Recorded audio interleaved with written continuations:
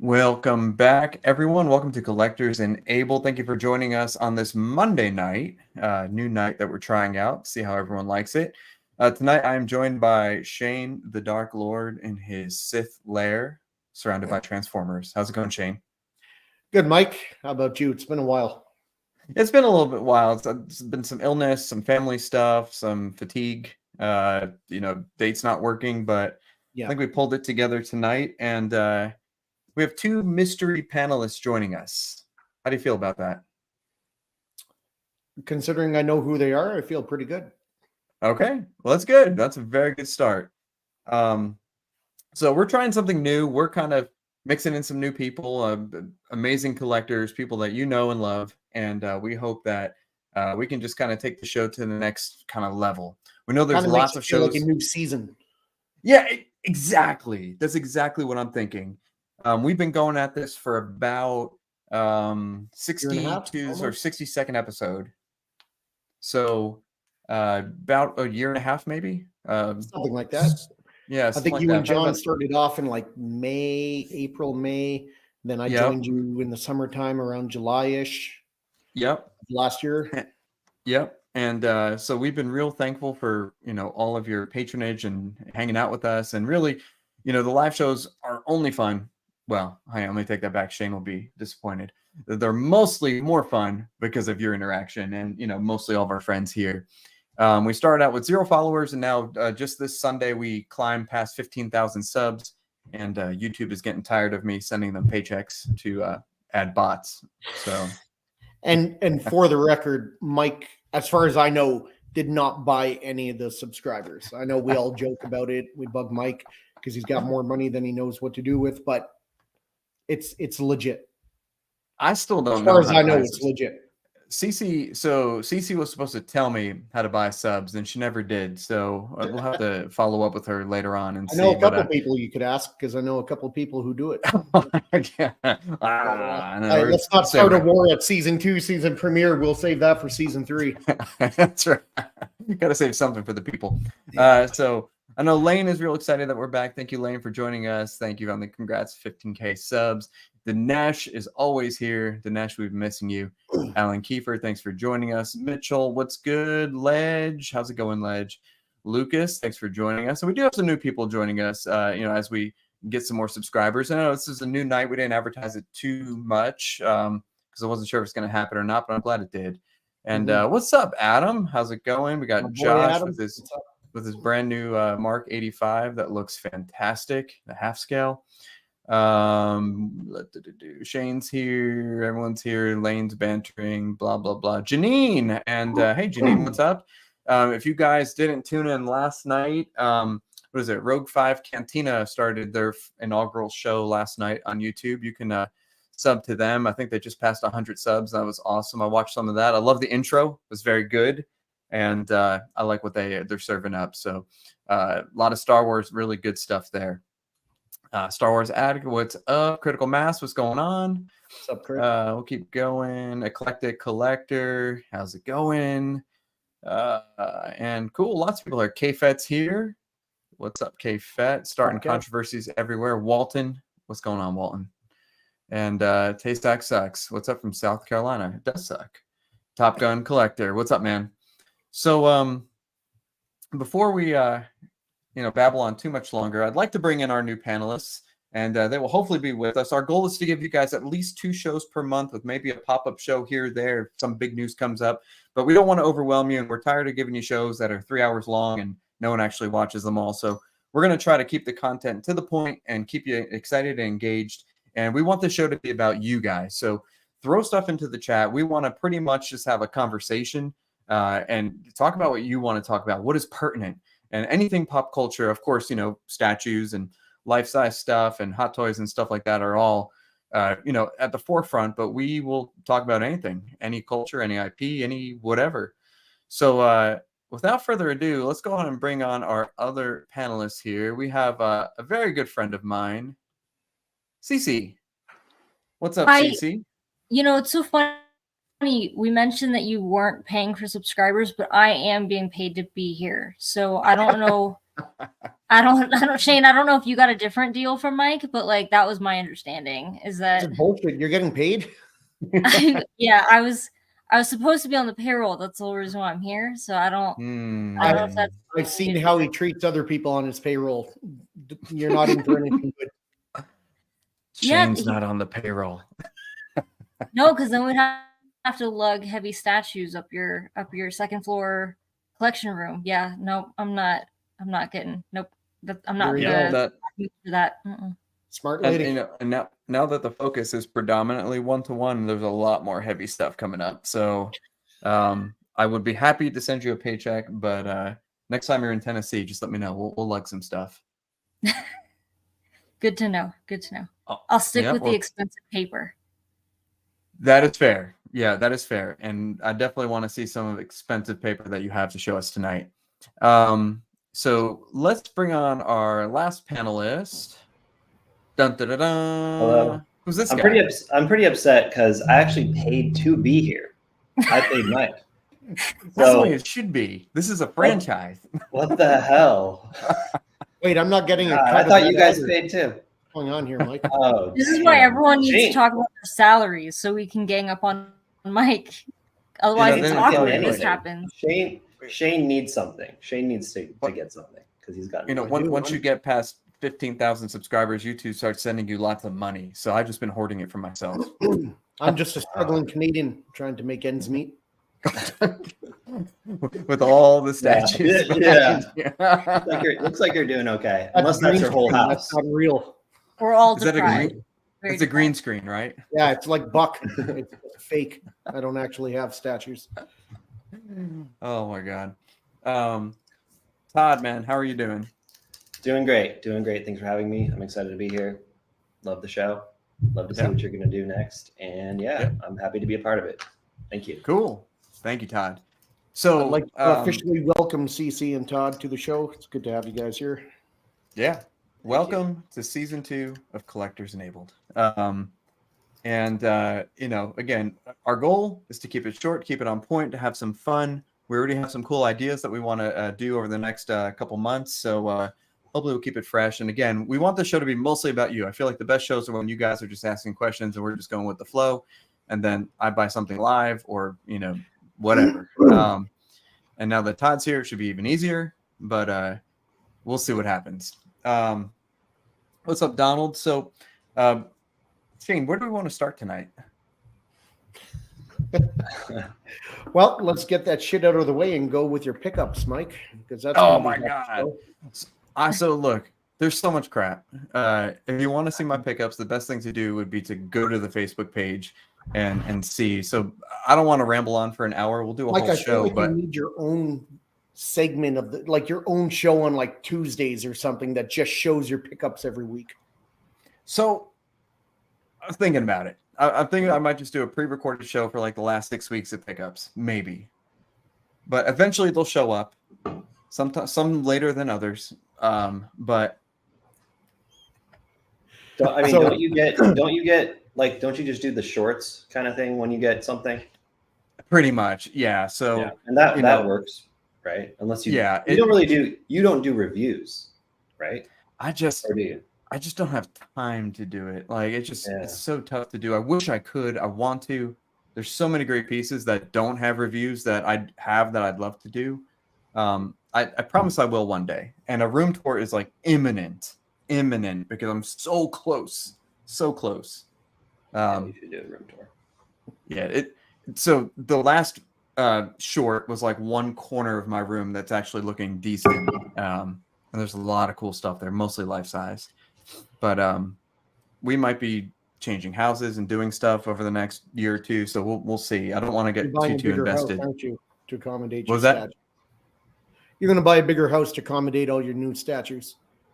Well, I talked to there's a contractor around here who does like all the, you know, really fancy houses and stuff, and he knows. He came to my office and he saw all the statues at my office collection, and he's like, this is what you need. Here's what I have. He has a 4-car garage, okay, with an outdoor entrance and a second floor that goes up that's separate from the house, and he has a giant, like basically man Just a giant room. loft. Yep, giant over the 4-car garage, second story. I don't know how many square feet, but huge. Totally separate from the house, but you can get to the house back and forth.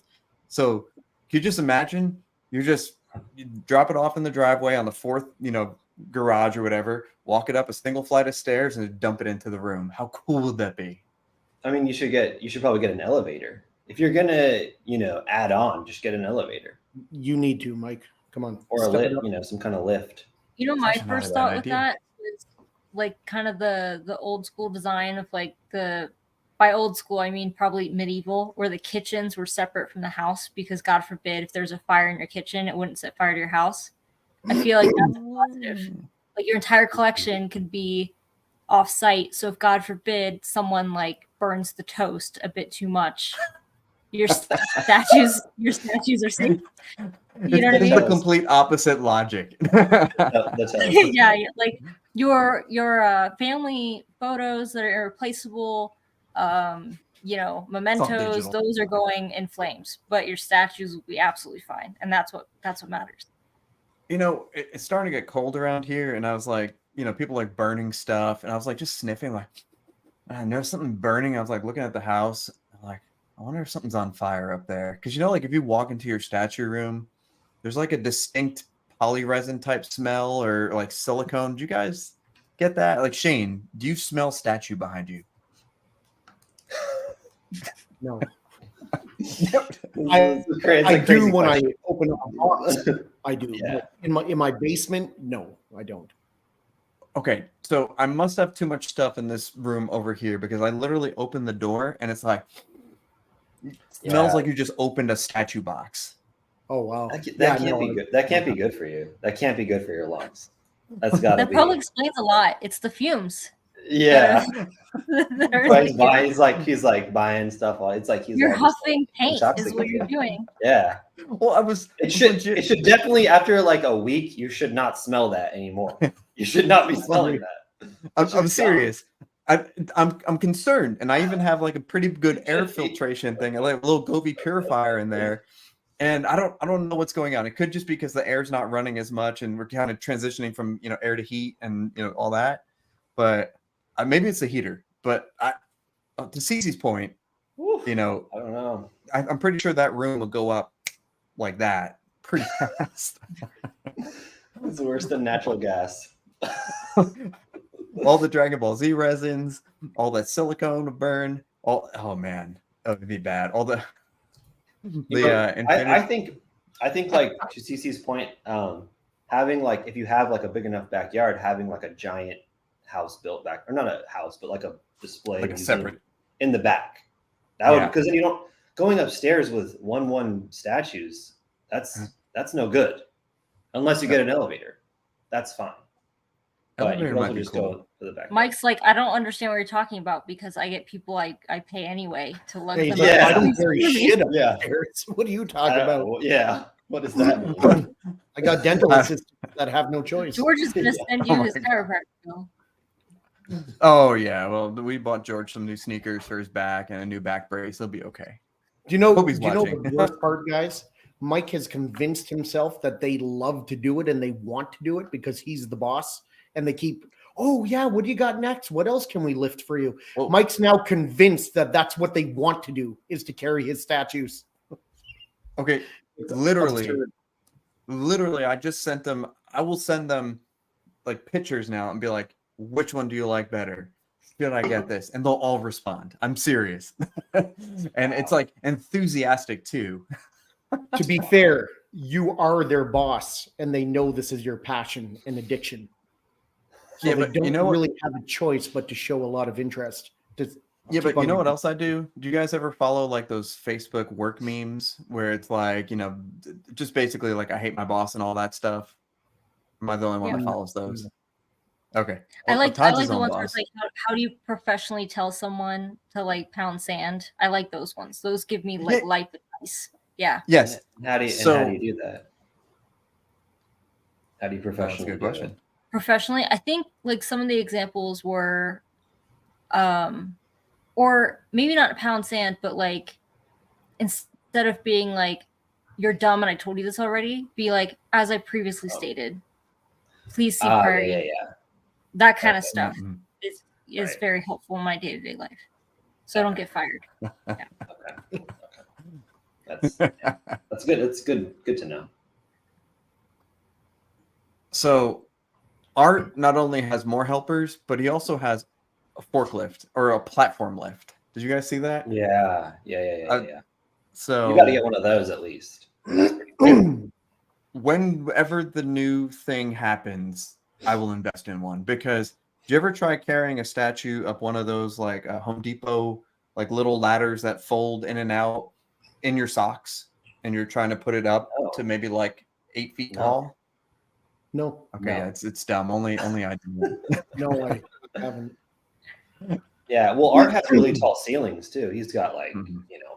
insanely tall ceilings. So he has tall Yep. shelves. I have questioned like what that would look like if I fell off the ladder when hanging an art print, because I have some that are like a foot from the ceiling, and I have 11-foot tall ceilings, and I'm Mhm. 5'2".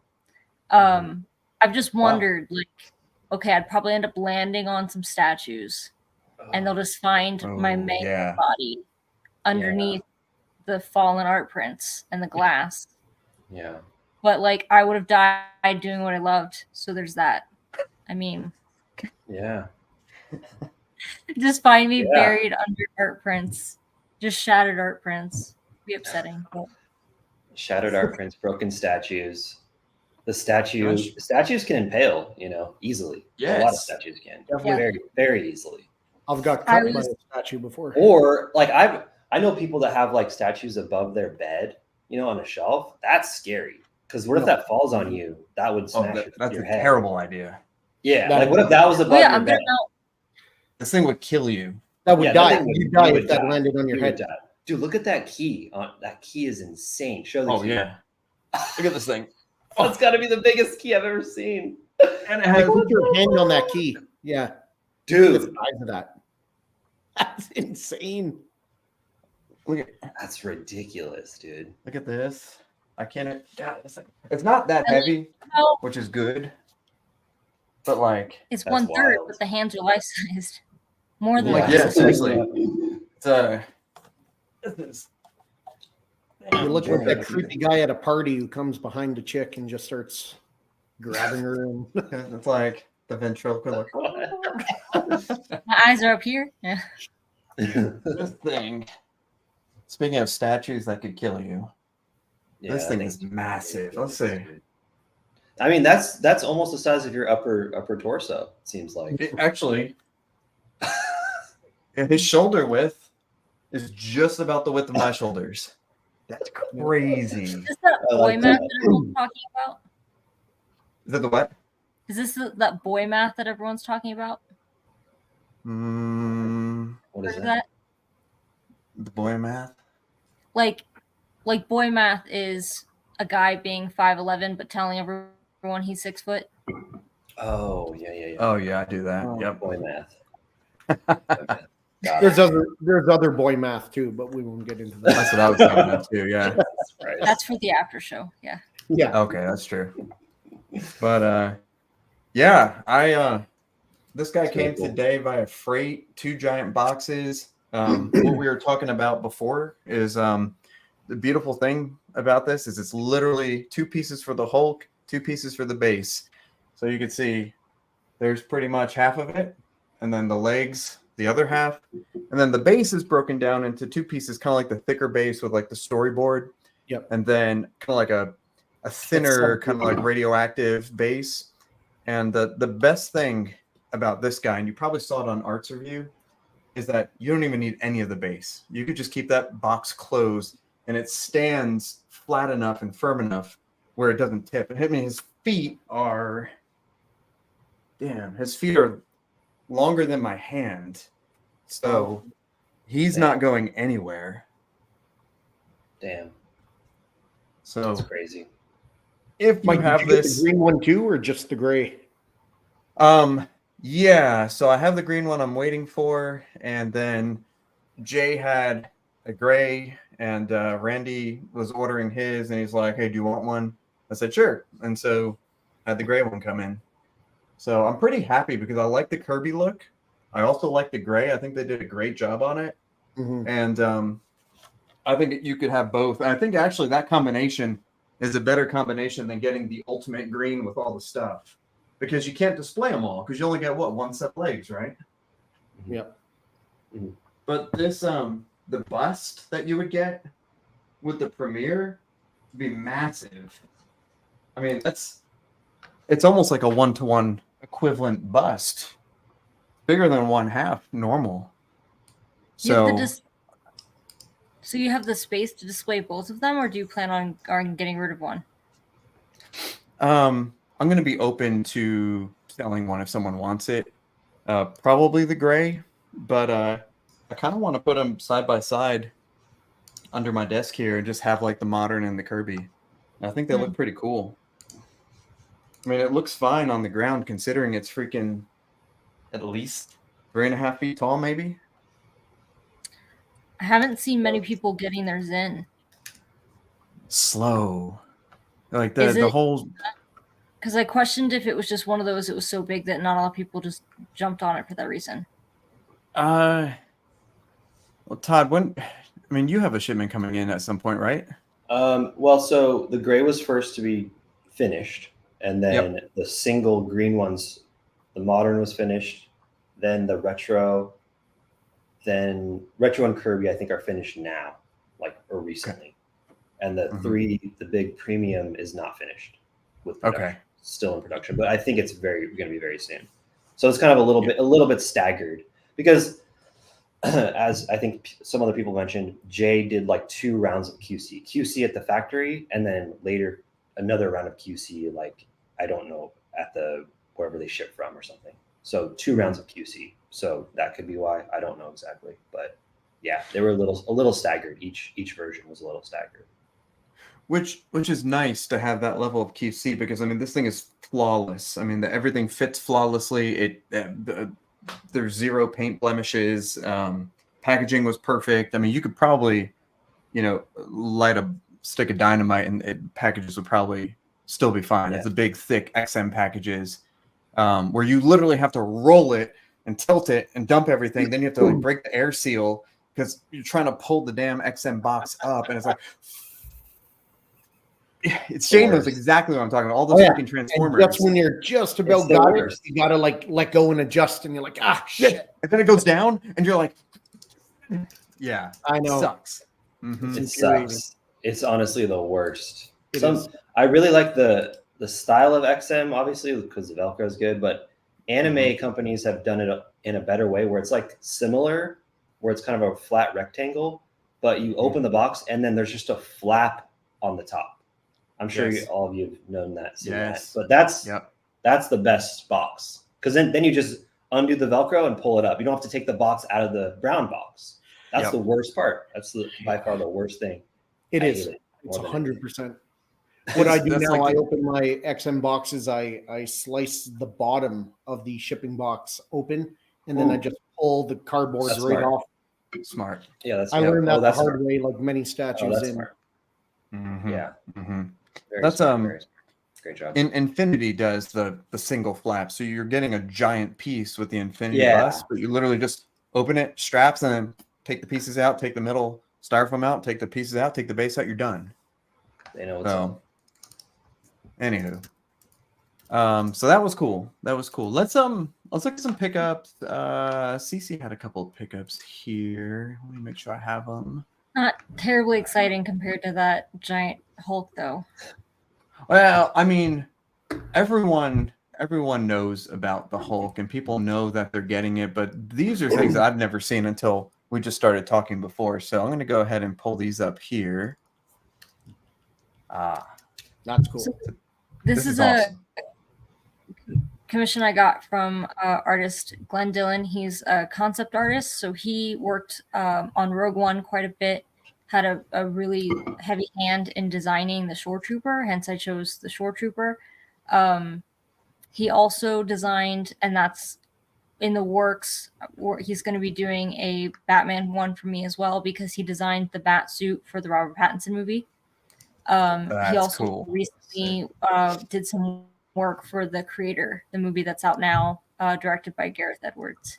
So he That's cool. opened up commissions like quite a while ago. I think it was like July of this year, and I just like asked on a whim if he was still able to do a few.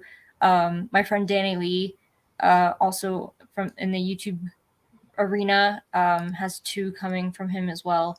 But we both were very appreciative of the fact that, like, while it sucks that he's doing commissions because he's not working on movies because of the writer's strike and the actor's strike, and that should get resolved somewhat soon. It gave an excellent opportunity to people who collect art. So I kind of went down a concept art rabbit hole of trying to get drawings from the artists themselves. So yeah, I'm very happy with this. It's awesome. That's nice. So That's a wrap. is That's this a wrap. this is what is this printed on? Is this like what kind of paper, G clay, whatever? I don't know what kind of. I think he said what kind of paper. I think it's like a heavier paper, and then it's like ink and ink wash. Oh, that's cool. So is this like is this a print or is like this? No, is it's a oh it's a whoa, one of a kind. Oh shit, Yep. Mhm. that is awesome. So Wow. it's funny. We've definitely, like, between this show and others, we always talk about like the evolution of our collecting. I kind of went like really hardcore into original art as opposed to art prints. I still buy art prints. I will still always buy art prints, but that's like a very expensive venture I took on this month. So my wallet's paying the price for that. But it's one of those, like, we talk about those one in a lifetime opportunities. I think commissions are very much like that, but it's also a weird thing too, because as people are finding out too that are getting into the commission stuff, is it's also kind of a gamble, where there's some artists who like I got my jock commission and it was like, okay, what character do you want? And that's the only insight you had, was what character. And I said Batman. And thankfully I loved mine, but I have had friends who've gotten commissions where they're like, I got mine, not crazy about it, not sure if I should sell it. So it's always like a gamble. There's some artists though, like I've worked with Chris Valentine, who does the movie poster stuff, and he's amazing. Like he takes a ton of feedback. He wants it to look exactly how you want it to look like. We did the recent commission with Ashton Gallagher. I had a lot of different options for that one when we did the Leia Bausch print for Rogue One 6. So yeah, there's some artists where you have a ton of feedback and you could provide references like, here's something I saw you did that I liked. And then there's others that are like, nope, all I want to know is the character. Or there's some artists where it's like, pick your top 3 characters you'd want to see and I'll pick which one I feel like doing. So it is kind of rolling the dice. But this, I think I really lucked out. I love this. Super happy with it. Absolutely would get another one from him again. Definitely getting a Batman in the least. Dang. Awesome. Yeah, I mean that's interesting. That's sort of how like some sculptors work too. They're like, oh, you want me to sculpt you something? Sure. Like what character? Wolverine. And then they just like kind of, you give them a pose maybe at the most. And then they just come back. I mean, I've seen this happen for like customs and things like that. Obviously for license it's different. But yeah, that's pretty interesting. Because yeah, you are kind of just rolling the dice, but at the end of the day, you do have like a one of a kind thing, which is still cool, you know. Yeah, true. Yeah, I love this. You want to take a look at the other one? Sure. I think this is awesome. So yeah, it might be my only original from Matt Ferguson. So this is one, I think he did these probably in like 2018 or so, I think was the last time he actually did like a run of sketch commissions. He did some through Bottleneck, believe it or not, I think in like 2016, but then 2018, I think this one would have been done at Thought Bubble, which is a comic art convention in England that I'm going to in like T-minus a month. So I think this one's from Thought Bubble just because I remember that those ones being ink, whereas the ones that he did through Bottleneck in 2016 were pencil. But it's my understanding he hasn't done anything like it since, as far as taking on sketch commissions, because he pretty much will do anything that Disney asks him to do as far as movie posters go. He did do a teaser poster for The Creator recently, So there's no need for him to take commissions. And I think also the fact that the customers kind of have insight as to what he does, he'd rather just not bother with it. Especially, I don't know if this was one that he did. If he did do it during Thought Bubble, some artists don't like that process. Like NYCC just happened. So some artists will do like pre-convention commissions where they'll take on commissions before the convention starts, and they'll do them from home, and then you'll just pick them up at the convention. So I kind of did that with my Jock, even though it wasn't ready, so it ended up getting shipped to me. But then there's other artists like I have a Vader, and I think that's it, where they'll actually be like, you as you walk up, they're drawing them. So Whoa. you just tell them like what character you want, and they're sitting there and they're drawing them during the convention. So they'll take down your phone number and they'll be like, I'll call you when it's ready, and you come and pick it up. I think David Finch does that as well. So most of the time, like if you see him drawing, it tends to be commissions that people have purchased at the show. He's got a weird system too, where I think you have to pay cash and you have to be like right at his booth when they open in order to get a commission. I don't think he does like the pre-commission stuff. But this one, I'm pretty sure he did at Thought Bubble, which would have meant like the pressure was on. He probably had like a list of commissions to get through. And I've talked to Matt, and he said he's not doing that shit ever again because of how stressful it is. Just to make sure that like you're going through them in a timely fashion. Also, they look okay at the end. But I really like this one. It spoke to me. It was available, and I don't see them come up very often. And God knows I look for them. So, yeah, really happy to have this. It's really cool. It's awesome. So, how hard is it to like get on a list or something for a custom like commission? Or I guess it depends on the commissioner, right? I think it depends on the artist. So some of them work with a company. Like there's one Italian artist I got a Batman commission from. He is repped by Kirby Comic Art. Jock is repped by, I think, Comic Sketch Art. So sometimes you're working with a rep, sometimes you're working with the artist directly. It just depends on how big they are, or if they're represented by someone. So sometimes it could be pretty easy to get on their list. There's been some artists I've talked to that, in my opinion, are big names in like the movie poster industry, and they'll be like, I talk to them directly, and they'll tell me, oh yeah, if you want to just check in with me in like 2 months, I'm sure I can get you on the list. And then 2 months later, I'm like, hey, remember me? I didn't forget about you. Can I get on that list? And they're like, yeah, sure. What do you want? And it's super easy, and you're paying them directly. But then there's other ones, like I said, David Finch, like some of them you go through reps and they have lists, like kind of like always freestanding lists of people who are interested in commissions. So then when the artist is available to do some, they'll start contacting those people and be like, okay, you're up on the list, pay within 48 hours or what have you, and the artist will start working on it. But then there's other ones where you have to catch them when they're at a convention, because you just have to be there walking up to their booth and talk to them and say, hey, I want this. Wow. I think it really just depends on the artist. That's awesome. So do you see this where you're going pretty much primarily with collecting right now, but custom, or I guess one-of-one art, custom commission art, stuff like that? I definitely see me getting more of them, but I'm still gonna run into the wall space issue, but most of these tend to be on the smaller side. Gotcha. There's also like a financial restriction, because I've been really surprised at some commissions, the price of them compared to art prints, where it's like sometimes you'd think they'd be really outrageous because they're one-of-ones, but then you talk to these artists and sometimes they're not that bad. But I think it's also a limitations thing. There's artists I'd love to have commissions from, but they don't do them, or they're paying, like Jason Fabok. He is Jason Fabok, David Finch are the comic book artists I'd love to get a commission from. Yeah. David Fabok doesn't do pre-commissions unless you know someone. So you really have to just show up at his booth when he has stuff already drawn out and just pick something from there.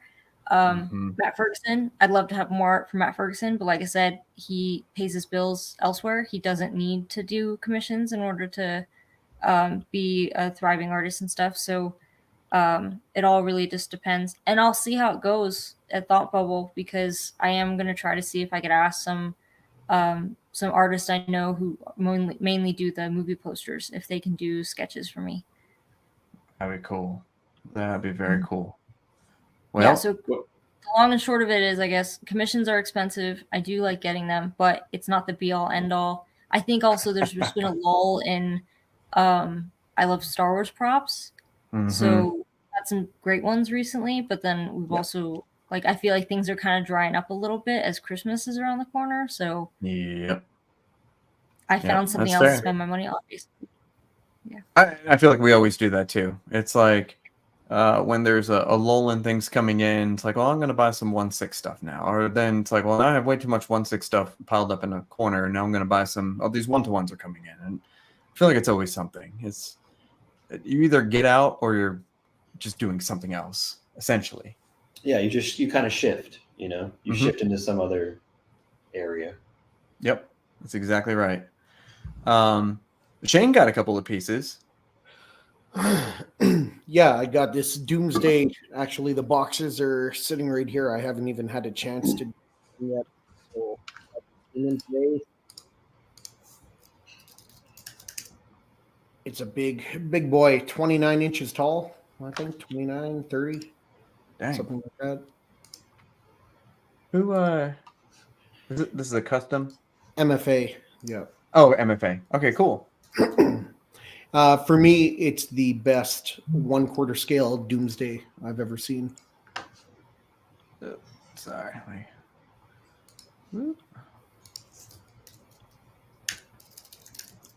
I think it's pretty cool, man. I think it looks nice. It looks real nice.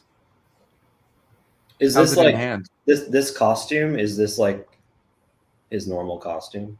Yeah, it is, and this is when he just when he just starts going bonkers on Earth, and he's wearing that biosuit, and it's kind of like still ripping off of him, and that's why one of the portraits he still has part of the mask on. Nice. Do you have a lot of pieces from MFA? You know what's funny, CC? I got the boxes today, and I was like, "Is this my first MFA?" And I think it is. Okay. I think it is. And you're really happy with the? Yeah. I'm not happy with anything yet. I haven't unboxed it. Oh, okay. Oh, okay. Okay. Yeah. Okay. I only say that because that'll be, I mean, I've got props, and I technically consider those life size, right? Like 1-to-1 helmets. But Sure. I have the MFA battle damage Vader bust coming eventually. So that'll be my first MFA piece. And I've been super impressed with what I've seen so far. Like, they posted pictures of their Anakin Obi-Wan Dio. So that one, I'm definitely going to be sniffing the box when I get it to get that weird ass. Smell the resin. You got to smell the resin. I think MFA has gotten a lot better. Yes. Like when they were first, yeah. I mean, they started doing this a long time ago, and the paint jobs are okay. But recently, like you just mentioned, the Obi-Wan and Anakin, that's amazing. So they've gotten a lot better. So I wouldn't worry about anything with the bust. I think it'll be really good. And this is my new Omega Red. I got this from my man Dwayne Davis. It came a little damaged, but I sent it away, got it repainted, repaired, and I got that a couple days ago, Friday. This looks great. Yeah, it's again my favorite Omega Red piece. So yeah, I remember this. You're asking which paint job that you should do. I like this one. I think this looks really great. Yeah. This is Franco, yeah? Franco did it. I think Franco did this. It's by Final Masters. I think this is the Franco one. Yeah. Cool. Really cool. So shout out to Dwayne Davis. And let's see. Couple other things here. Oh, this was cool. Let me pull this up because here we go. Here, Shane, talk about this because I saw this too. I thought it was interesting. Yeah, so George, everyone knows George. He is selling art prints. So this is his very first art print. You could go to the website. I think the ES is 250, 265, Nice. somewhere around there. It says on the website. 30. Oh, 30. Sorry, the price is 265. That's what it is. Yeah. And it looks great. And it's the first one in the, what did he call it? The Force Undead. Force Undead. Yeah. So looks really cool. That's cool. That's pretty sweet. It kind of reminds me of You're the art print queen. Oh, let's see. Yeah, I did see it. I like it. It's not necessarily my style, just for like, how do I say this? I love skulls and everything, but just it wouldn't go with what I have already. Sure. Yeah. I do want to learn more about the art print though, because the price kind of surprised me. That's why I had looked at it this morning. Surprised you in a good way or a bad way? Yeah, I was going to ask that. It just seemed high, but I say that not knowing anything else about the print, like what it's printed on or the process or anything like that. And I know it's limited to 30, so that could factor in there, of course. It's funny. It kind of reminded me of there's an artist I like, Craig Ruth, who did an Ahsoka print for Bottleneck. He just got APs and he released them, I think, on Friday, and I was tempted, but they went up for like $385, and I was like, oh geez, like that was a bit higher than I was expecting.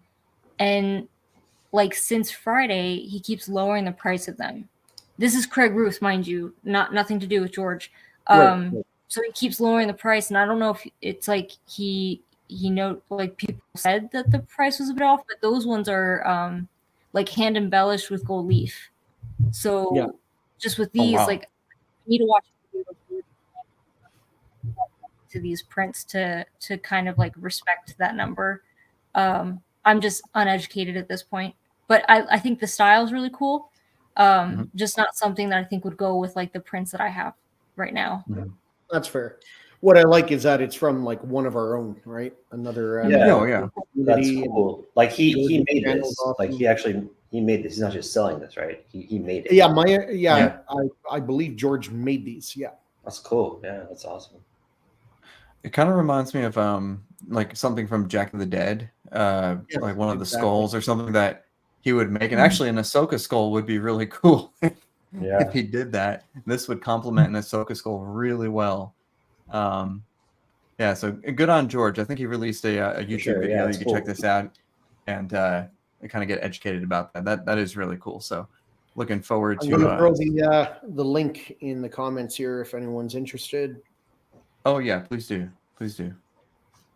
And then I saw Todd post about this one here, and this is an old one that you finally opened.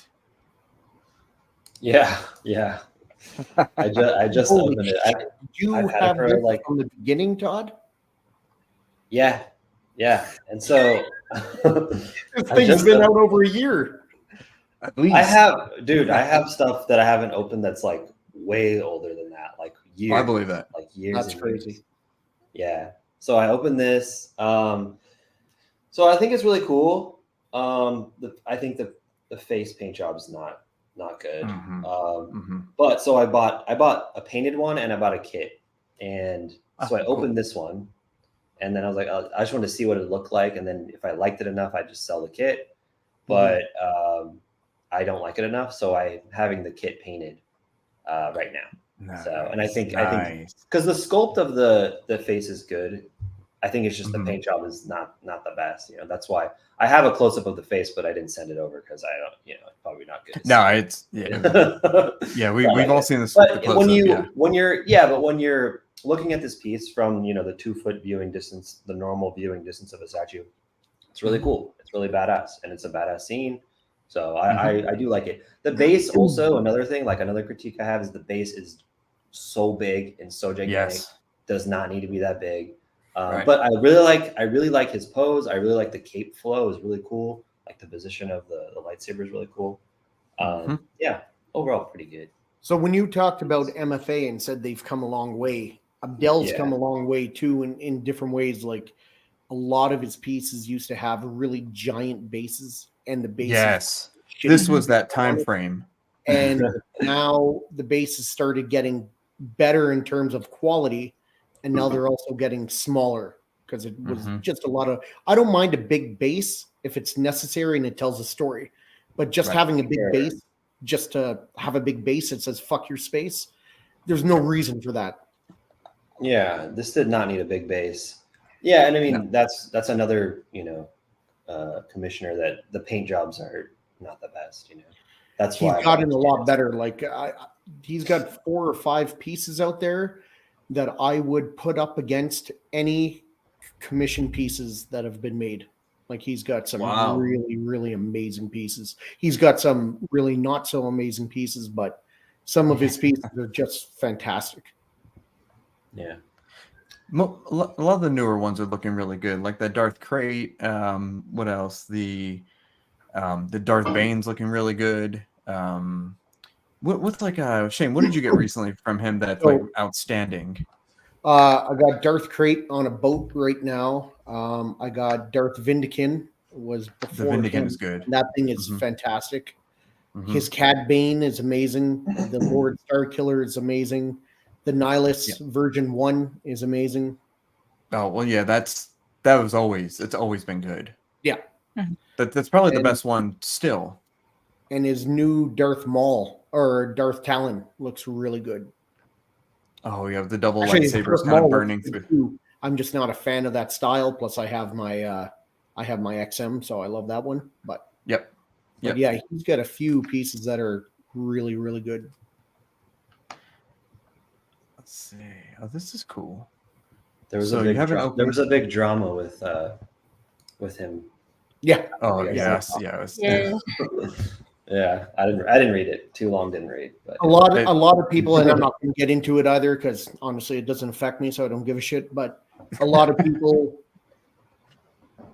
went against Abdel on that, not because in my opinion, not because they actually think the other guy was right, but because Abdel has a checkered past, and some people don't like him for that, and I think that's why they went against him. No matter what, they would have went against him, but that's neither here nor there. For sure. Yeah, it's all right. It's fine. It's fine. What is this thing? Another old piece? Yeah, that's an old piece. I haven't opened it yet either. I just got it a few days ago. But cool piece actually. It's like I don't know the story behind it, but it's like a female predator, like hunter, I guess. So I think she usually hunts predators. I think that's the story. I think it's based on a comic book. I don't know a lot about these. I just think it's a cool sculpture. Like I like it. Yeah. But it's a really old sideshow piece, maybe like 6 years old or something. That time frame is good sideshow. I mean, really good stuff. Yeah. I like when they did kind of stuff like this. That was it wasn't based on a Marvel or DC. It was just kind of somewhat original. I really like when they did that. Like they have that Terminator too, like a female Terminator. I was just going to say, at the same time, is that it did. Like good-looking sci-fi made-up characters at the time. Yes, it came out around the same time. Yeah, I don't know if it was part of the same line, but they came out very, very close together for sure. And I think it was one of those things. Both of these didn't do very well at the time, but now they're very sought after, both of them, especially the Terminator one. I remember seeing that female Terminator sell for about half of what it was retailing for. Yeah, exactly. And now it sells well over. Yeah. It's really cool. They're both really cool. I think it's sweet. I think it's awesome. I'll be honest. If she's gonna hunt a predator, I don't have my money on her. Well, you don't know how good of a fighter she is. Have armor. I'm just saying. Don't judge a book. You're right. I don't know how good she is, but I know how good they are. So, here we go. Right, last but not least, and this is a good one too. A lot of people have been really liking this one. Oh, nice. Yeah. I like this one a lot. Yeah, I think love this one. turned out- this one. I love the base. Great base. Small base. NYC, Cool. I don't think there's been a base they've done that I thought was like, that's unnecessary. You know what I Yeah. mean? Like it's all kind of purposeful, and Mhm. even the ones that they've had that have been like really big bases, I'm thinking of like the Cad Bane. Tuscan. the Cat Bane, the TIE Fighter, where they're Tuscan. like they're That square. Tuscan Raider is huge. Yeah. Well, I mean, the Mhm. Tuscan Raider, like you knew what But you were it's getting. got that, yeah, like it tells Yeah. the story, right? It's not Yeah. unique. It's Yeah, really yeah. big.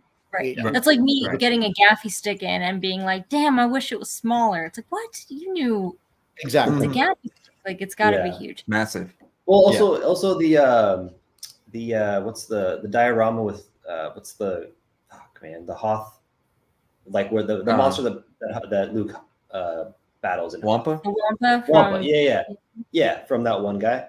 That same thing. Oh, The base is gigantic, but they made the Yeah. base had to be a diorama. Like so. Same kind of thing. But yeah, I totally agree. Those two bases, they tell a story. Yes, they're gigantic, but they tell a Mhm. good story. You kind of need it, Yeah. So Yeah. Yeah. Yeah, I agree with that. Anyone? And who doesn't like Mace Windu? Like really? That's true. Does anyone know anything about what do you guys think of Ghostblade Princess Yan Hope 1/4? I know nothing about that. I don't know I those don't words. I don't even know who that is. I'm gonna look it up. it's a I knew you would Chinese know. God. comic book. Yeah, it's a Chinese comic book. It's an online sort of comic book. But Look, there's I've heard of actually Ghostblade. there's Is probably it- there's is it probably that's one of there's like literally maybe 15 or 20 statues from Ghostblade at this point. Well, Okay. But that's now you one- have my attention. Let's see. They're all, a lot of them are really awesome. I love them. I think they're pretty beautiful. If you type in like Ein Studio, yeah, that's one. If you type in Ein Studio, they've made amazing ones. Wait, like ION? EIN. Oh yeah. Yeah. Ein Come on, Studio. Mike. Dude, I don't know, dude. Yeah. There's another one too. I can show you. Is this a But yeah, I mean, I is think this a they're video pretty- game? It's just a comic book as of now. Okay. And again, it's just like an online comic book, and it's one of these things where I don't know what made the IP explode, like the statues or the comic book. I think a lot of people were very into the comic book at first, and then a few Chinese studios got the license, and since then they've made literally like I think around 20 statues from different companies. Tri-Eagles made one. Ein Studios keeps making them, and they just keep making a bunch of different versions of it, or Wow. of her. And there's different characters too from Ghostblade. But yeah, it's a really cool comic book too. It's pretty awesome. The artist I don't really know how to say the artist's name, but it's WLOP. So if you just Google WLOP, you'll see a bunch of art from that person. Yeah, and again, amazing artist, like super good. So yeah, There's a giant ass lion. yeah. And- I think. I mean, that's cool. Yeah. If you type in Salvation, or Ghostblade Salvation. There we go. This one is really awesome. It's really crazy. This one's by Ein Studio, I think too. Oh, Yeah, okay. this I've seen this one before. Yeah. Okay. Mhm. Yeah, this is sick. Mm-hmm. This one is that one's crazy looking. Yeah. Yeah, all the skulls and the yeah. Mm-hmm. So That is cool. This is one of Wow. those statues that I don't know anything about it, but just for aesthetics, I would want to get it. It looks like a work of art. yeah, exactly. That's why I like it, because you don't really need to know what it's from. It just looks It's just awesome. Looks amazing, and it's that piece is humongous. It's gigantic. Oh, there's one left. There you go, Mike. You do like to get the last I one. wasn't plugging it. I swear to God. No, I mean, actually, I was looking. No, for I myself. think this is one of my favorite pieces. This is very Yeah. cool. Yeah, no, This is one I kept for myself, but I haven't opened it. No, hang on a second. Is the base actually a light up base? Yes. Yeah. Okay, that's is. cool. That's very cool. This think this why, base Mike? is huge. Like it is a huge base. 110 centimeters. Holy crap. But I mean, I don't know. This Isn't is that one of those like things where it's like, does it need to be 40 this inches? big? I don't know. But it does light up, so that's pretty cool. I think it does need to be that large because of just the wingspan. You don't want that You're right. overhanging off a You're table right. or something like Jesus, that. almost That's a 4 recipe. feet. Yeah, good point. Damn. I won't argue with you. Wow. Okay. No, Yeah, I it's don't dope. have room for 4 feet. That's. That's 4 feet. Wait, hold on. No, it's gotta be less 110. than 4 feet. It's got to be about 42 inches, give or take. 41. Yeah. 42. Okay, 43. Yeah, 43 inches. But still, 4 feet is 48 inches. Almost 4 feet. Yeah, that's insane. I mean, that is massive. Big. More Oh than my- that. How long is the Queen Studios 1/3 Selena Kyle on bike? That thing's only like 36 inches, right? I mean, I guess almost 4 feet. Hold on. Look at this Catwoman. Come on, slow internet. Okay. Yes. Speaking of that Catwoman, I don't think you ever discussed the Queen Studios. I mean, it's old news now, it seems like, but it's been so long since you've had a show. Like the bust, the 1-to-1, Christian Bale, Mm. the Armory. Who the hell is going to buy the Armory? You want to talk about it? I think we should talk about Wonderfest. Wonderfest was good. Yeah, it was freaking awesome, and it cost me a ton of money, of which I'm still paying. All right, let's start off with this because obviously people can look behind me and see everything, and I gotta have it. I have every single 1-to-1 on order. I have the 50, the 7, soon to have the 85, if Randy will ever ship it, or rather, if Queen Studios will ever release it. And then I have the 3 on order, and now I have this on order, and I think this is freaking awesome. I think that this is the best one of the 5, but there's some people who are complaining about the walking. They think it looks weird. Why is it dynamic? Why didn't they stick with what they have? What do you guys think? I completely agree. I think it looks weird. I don't like it at all. The fact that well, you asked, I'm going to tell you the truth. Tell me. It looks weird. It doesn't match the other ones. All the other ones look like you're building your own like Hall of Armor. Hall of Armor. Mm-hmm. And this looks like he's walking down a catwalk for no reason and doesn't match the rest of them. There's no reason for it. Yeah, but who's like that one picture with all 5 and the Hulkbuster? It still looks awesome. If someone actually has that, if someone actually does that, yeah, like I'm not saying that's the insane. sculpture or anything looks Okay. bad. I just don't understand why they would not make it match the Hall of Armor. Sure. It just doesn't But- make any sense to me. So they're all standing static, and then the one in the middle is walking. So Mhm. I think it works very well. And then if you buy just the Mark 6, it does work. But if say you have the Mark 6 and then the Mark 7 or any of these other ones, then yes, I think maybe it might be a little weird. I'm So trying to I don't know. I'm trying to remember which one. God, I feel like Mike, I talked to you about this like 3 years ago. I don't remember what you're trying to buy. I think it was like Iron Spider or something. And I was like, well, it was that between something else. And I said, the difference is one is a life-size statue, and you could tell it's a life-size statue. And the other one looks like a life-size prop. So obviously that's the one I prefer. So I agree that like, I think the walking doesn't bother me on its own, but you have to be one of those people who wants a life-size statue. Whereas me, like I'd prefer the armory look. So I would prefer it to look like just a suit that no one's in.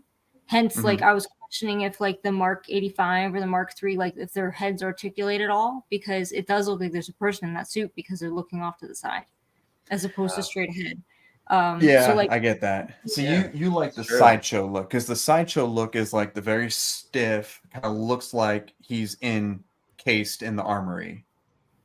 yeah, well, because Um, I think almost like the Queen Studios we were just talking about. I think for me the difference is, and this is actually why I never got into statues for the longest time, is because if I have things like that in my collection, I'd rather it look like, it's ready for Batman to walk in and like put the suit on, as opposed to why do you have like an armory surrounding a dude in Christian Bale's suit where it looks like there's a mhm. mannequin or something I like agree that. with you, Casey.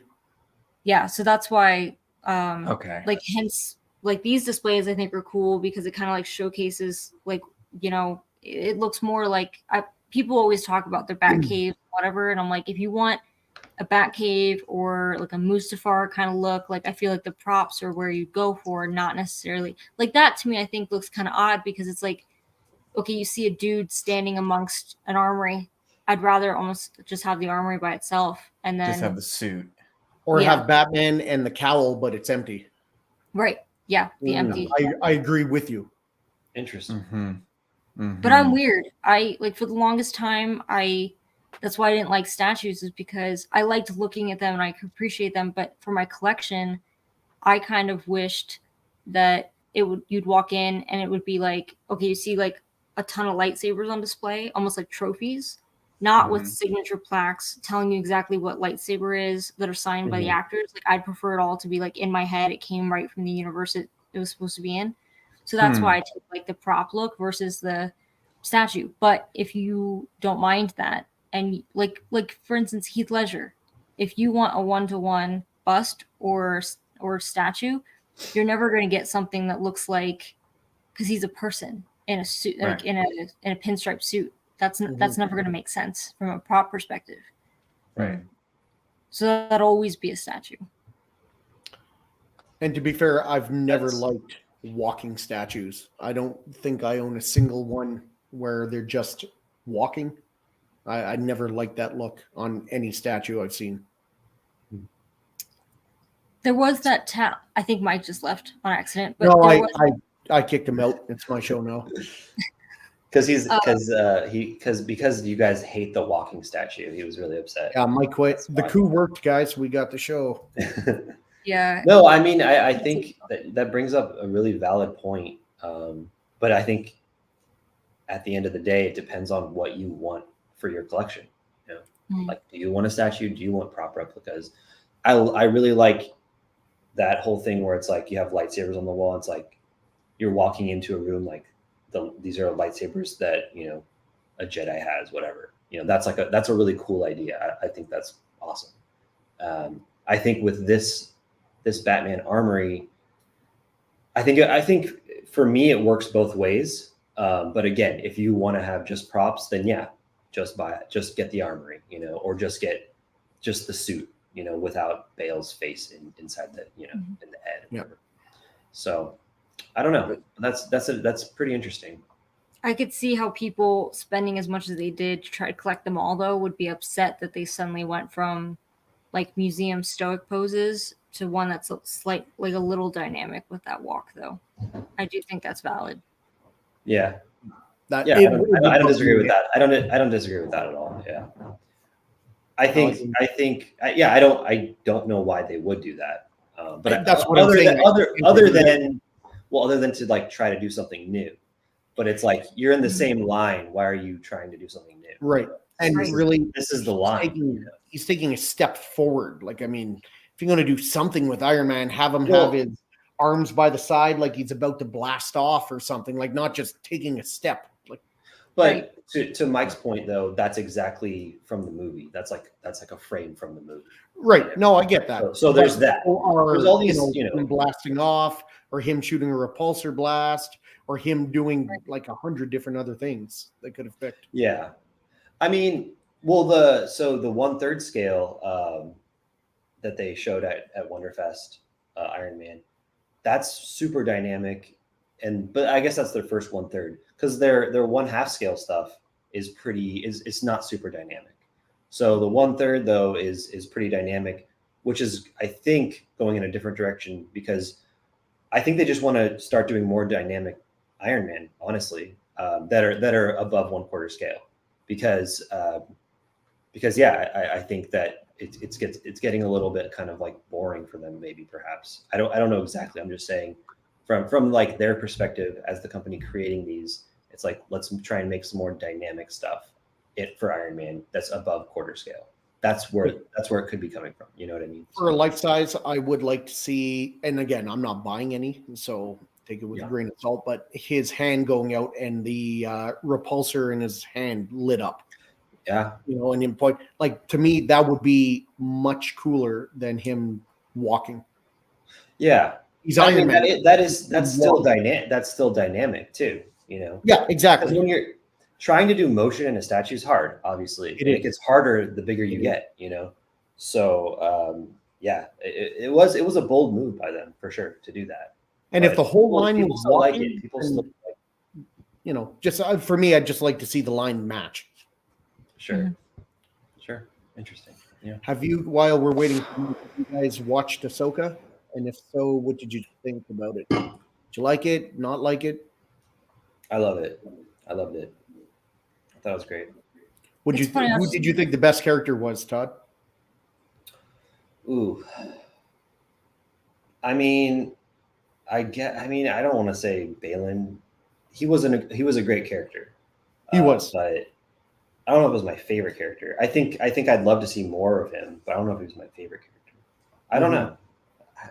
Ahsoka was good, but I guess it makes sense for her to be a little more sort of like quiet and different from when we see her in like Rebels and stuff, because you know, she's older and more mature. So I guess that makes sense. But as far as like, I just wanted to see maybe a little more of Ahsoka, I think, because there's not that much of Ahsoka in the show that's, you know, romantic. No, let me ask you. Oh, sorry. Go ahead, Cece. No, I agree. We kind of had the same commentary with Ahsoka, where they focused a lot about like Sabine and her relationship with Sabine, and I was like, can we get a move on? I liked it. I think overall I gave the series like an 8 out of 10, but to be fair, Thrawn is my second favorite character, so I'm gonna cheat and say that my favorite characters in this series were Thrawn and Anakin, because Vader's my favorite character. I just think the pacing, it seemed a little slow in the beginning, but I also said the same thing about Andor. I do think that I was telling someone today that Andor still holds the candle for like best series in my opinion. I agree 100%. Yeah. No, I prefer Ahsoka over Andor. I like what they did. I like that it's gritty. It's more behind the scenes, but I know they wanted to do something without Sith and Jedi and without, like, I get that, but it just seemed a little. Some episodes, honestly, I found a little boring. Some episodes I thought were fantastic, but overall, I thought the show was good. I didn't think it was great.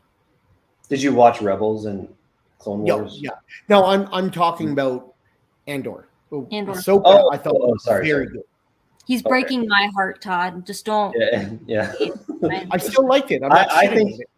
I think Andor is my favorite Star Wars series 100%, because it's literally just like a really good espionage, long movie essentially. And I think if you can make Star Wars good, but I guess people would argue that it's not good because there is no, like, you know, Star Wars stuff in it, like Jedis and lightsabers, blah blah blah. Right. But for me, the story is very intriguing, and there is no Jedi, and that's, to me, what, like, it's so dramatic, and I still love it because it's within the world of Star Wars. Like, I've always wanted to see a story outside of like the Jedi and Sith. I just wanted to see a story within Star Wars with normal people, you know, so-called, and from the Rebel Alliance. That's what I wanted to see. That's what I got with Andor. That's why I love it so much. And I think, it is slow for sure, but I still love it. So can we while we're on the topic about this and go back to like collecting, can we just talk about how I feel like Andor has been shafted when it comes to statues, collectibles in general, art prints? Art prints, I think, makes more sense for Andor. I don't think statues really do. But even with art prints, making the most sense, they've only released like 3 licensed Andor prints. And, Yeah, I I don't. mean, there's been several Kenobi ones, and a lot of people talked about Kenobi not being a great series, but those characters are obviously a lot more popular than Andor. But so I don't know if it's not. I mean, if they did an Andor statue, I wouldn't get it. But I just thought it was kind of surprising that, you know, Sideshow did that really good premium format, Ahsoka premium format, the Rosario version. But so I was kind of hopeful that they would continue doing. I mean, they did a Cara. Part of me is like, they did a Cara Dune. Why haven't they done an Andor? Yeah, I mean, Cara Dune is such like a character, though. You know, like she's like, it's hard to explain, I guess, but I can see why they're not doing just because if you just have a statue of Cassian, like, I think I would probably get it. I think I actually would, honestly, but I know there's not a lot of people that would. Like, there's no way because he's not like he's not like a hero. Like, he is a hero, but not in the sense of like why you make a statue of like the actual heroes that you make statues of. You know what I mean? Like, he doesn't have a lightsaber. He doesn't have like superpowers and stuff like that. No, neither does Cara Dune, but she has like more of that sort of bravado, I would say, you know, as like a badass, like, you know what I mean? But I also think it's crazy that they made a statue of Cara Dune, honestly. So, Right. And I think they're still available if anyone wants to live. yeah. That's another thing. No one bought it. No one bought it. And I think at the end of the day, like with the like Star Wars especially, they're always like, is this going to sell? Is Andor going to sell? Andor was, you know, to my knowledge, wasn't the best viewed, like the most viewed show of Star Wars. So for them to like think about merchandising, that's just another thing. It's like, are we going to make money on this? We kind of already lost money, you know, blah, blah, blah. So there's those things to take into account. Ben Kenobi is a legacy character. You know, you can do whatever you want with him. You can make a million things of that. But Andor is still, or Cassian Andor is still like a new character. Maybe in 10 years we'll see that. Maybe, you know, I don't know. And more to your point, Todd, like, you don't have to have, like you said, powers necessarily, but you use the word bravado, and that's a pretty good word. Like, you look at Moff Tarkin, you look at Grand Admiral Thrawn, they don't have any powers, but they have that bravado, that charisma, right, about them. Yeah, just exactly. Above everybody else. And again, like, I probably would buy like a Cassian Andor statue. I probably would, but I don't think a lot of people would. Right. Like you just said, you wouldn't, Cece, right? Like, you wouldn't buy one if they made it. Yeah, but you're I think a huge fan.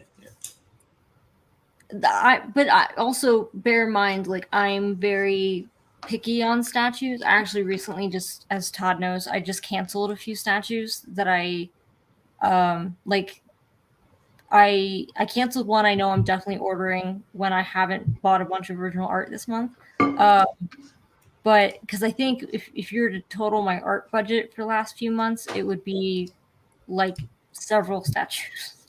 But I canceled the Tweeterhead Two-Face because I'd like to just stick with. I liked the idea of that. I like the character of Two-Face, but I'd like to just stick with Batman for now.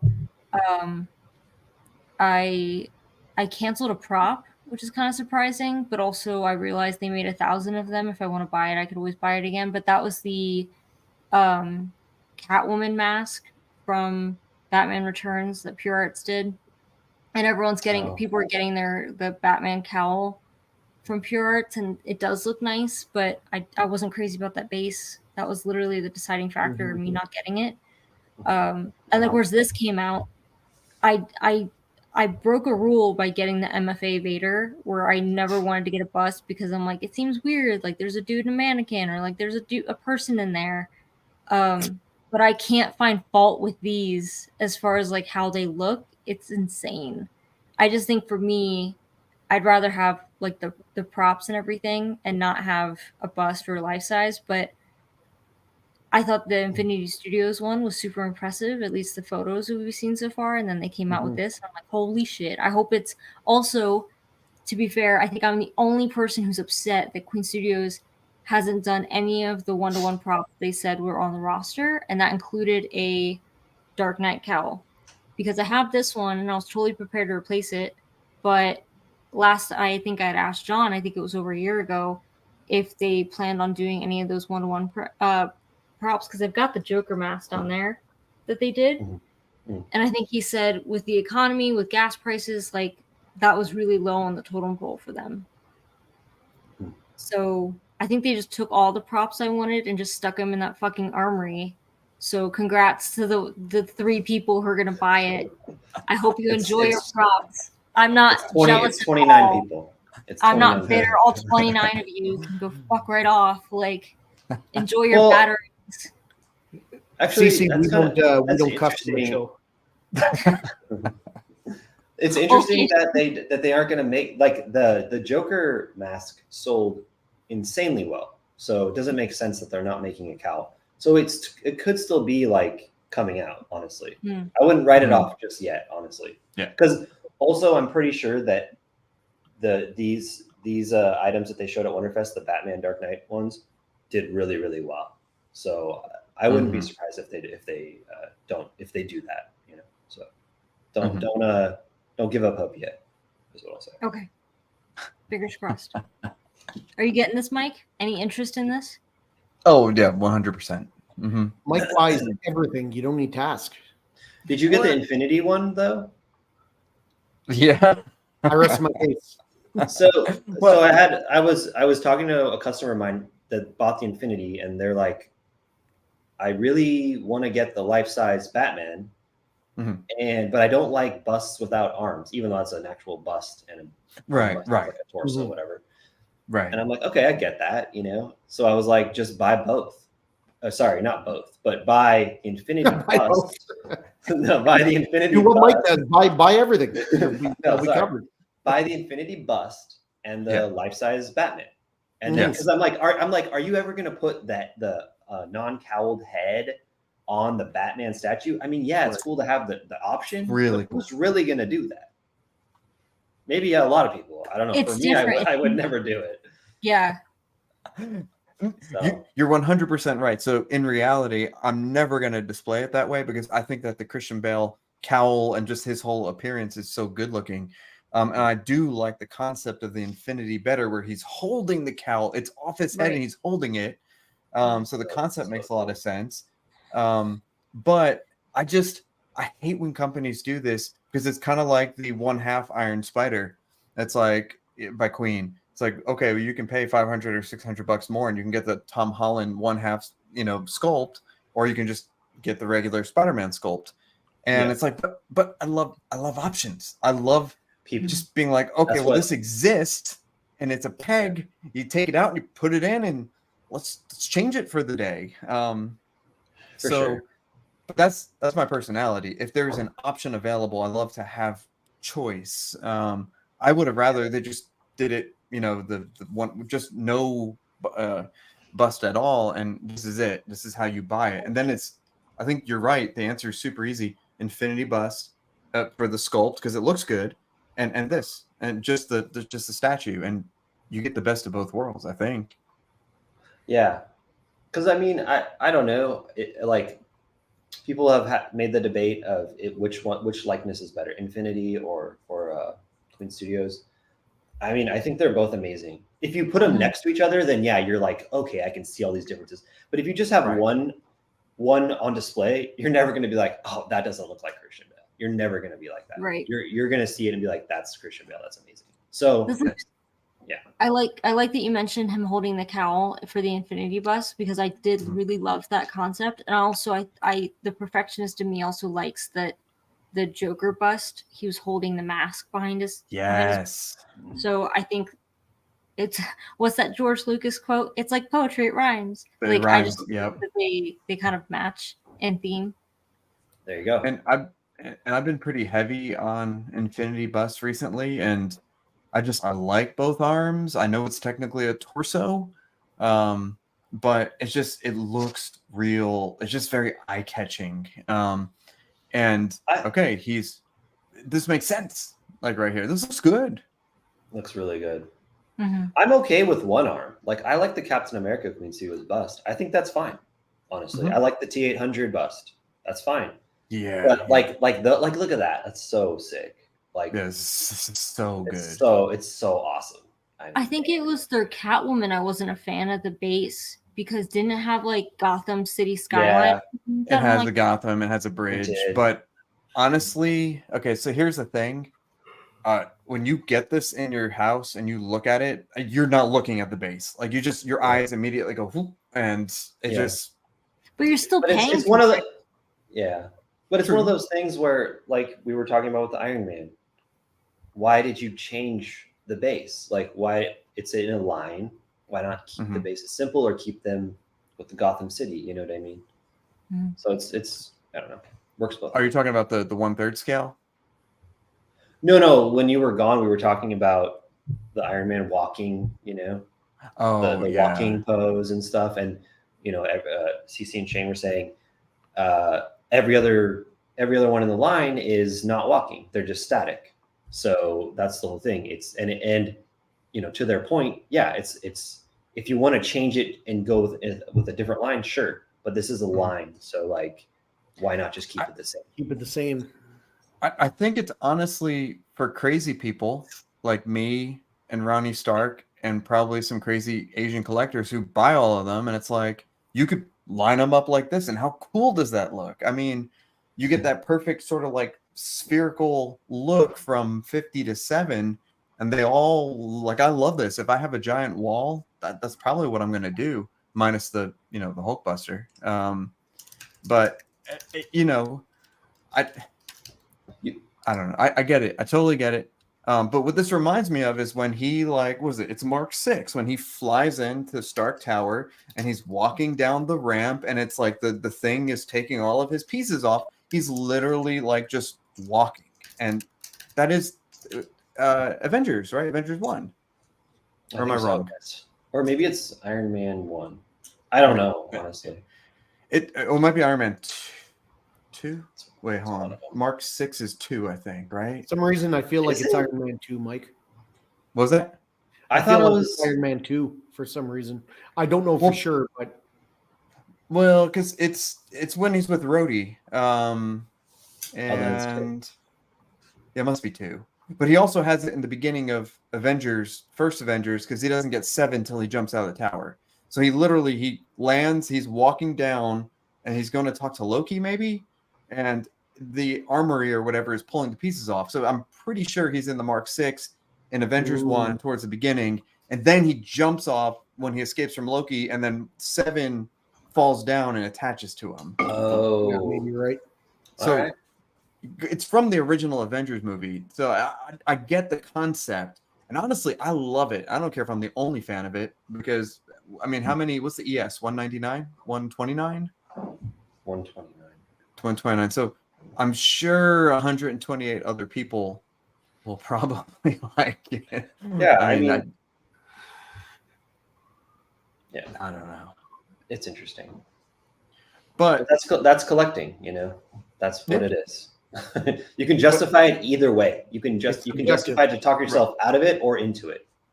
That's how it goes. But something that is universally loved is this. I don't think, aside from some nitpicks with the base, and I don't want a little naked Arnold, which is removable, by the way, and you know, all this stuff. Why would you not want that? Why would you not want that? It's freaking amazing. The scene is iconic, and you go. But you look, you go from the beginning. Arnold? What? Amazing. You don't want a nude Arnold Schwarzenegger? Dude, it's amazing. When you're a kid watching this movie, I mean, that scene is so iconic. You're like, what is this? Especially because it's like probably like, oh wow, it's a nude person. You know, in like what, the early 90s? Like, so 92. Yeah. I mean, being like I don't know, in the back, a young kid, and you're like, oh my god. Well, I mean, it's Arnold, like what, Mr. Olympia times 7 or whatever. The dude is amazing. Okay, so it's removable, but literally it tells a story from the beginning, and then you look at the back, and it's the end, him going down into the molten lava and all that stuff. Conceptually, the beginning, the middle, and the end. Yes, conceptually, it's amazing. It's a 10 out of 10 concept, in my opinion. Whether you like the execution or not is debatable, but I love the battle damage version, but I think that this bust is just outstanding. Is that skull removable or is that permanent? The skull I don't think is removable. The nude Arnold, that's removable. So like you said, I think everybody loves. People are gonna sell the nude Arnold separately. Yes, they will. They definitely will. Todd's going to have 30 of them. Like right here on YouTube streams, just like have the silhouette like right here, like in your camera. Like how some people put like Funko Pops or something like on their desk. Yeah. Like so for podcasts, they're gonna put the nude Arnold. I just want that. That's a great idea. That's a great idea. I like that. That's dope. Awesome. I mean, I think Queen Studios this proves like time and time again that they, at least from what I remember, I think they kind of started these really conceptualized bases with the Joaquin Phoenix bust that I still I remember I literally gasped when I saw that bust. Same. And so many people have tried to do something very similar or recreate it, and they just, as far as like the idea of it goes, and they just kind of missed the mark. But yeah, I like.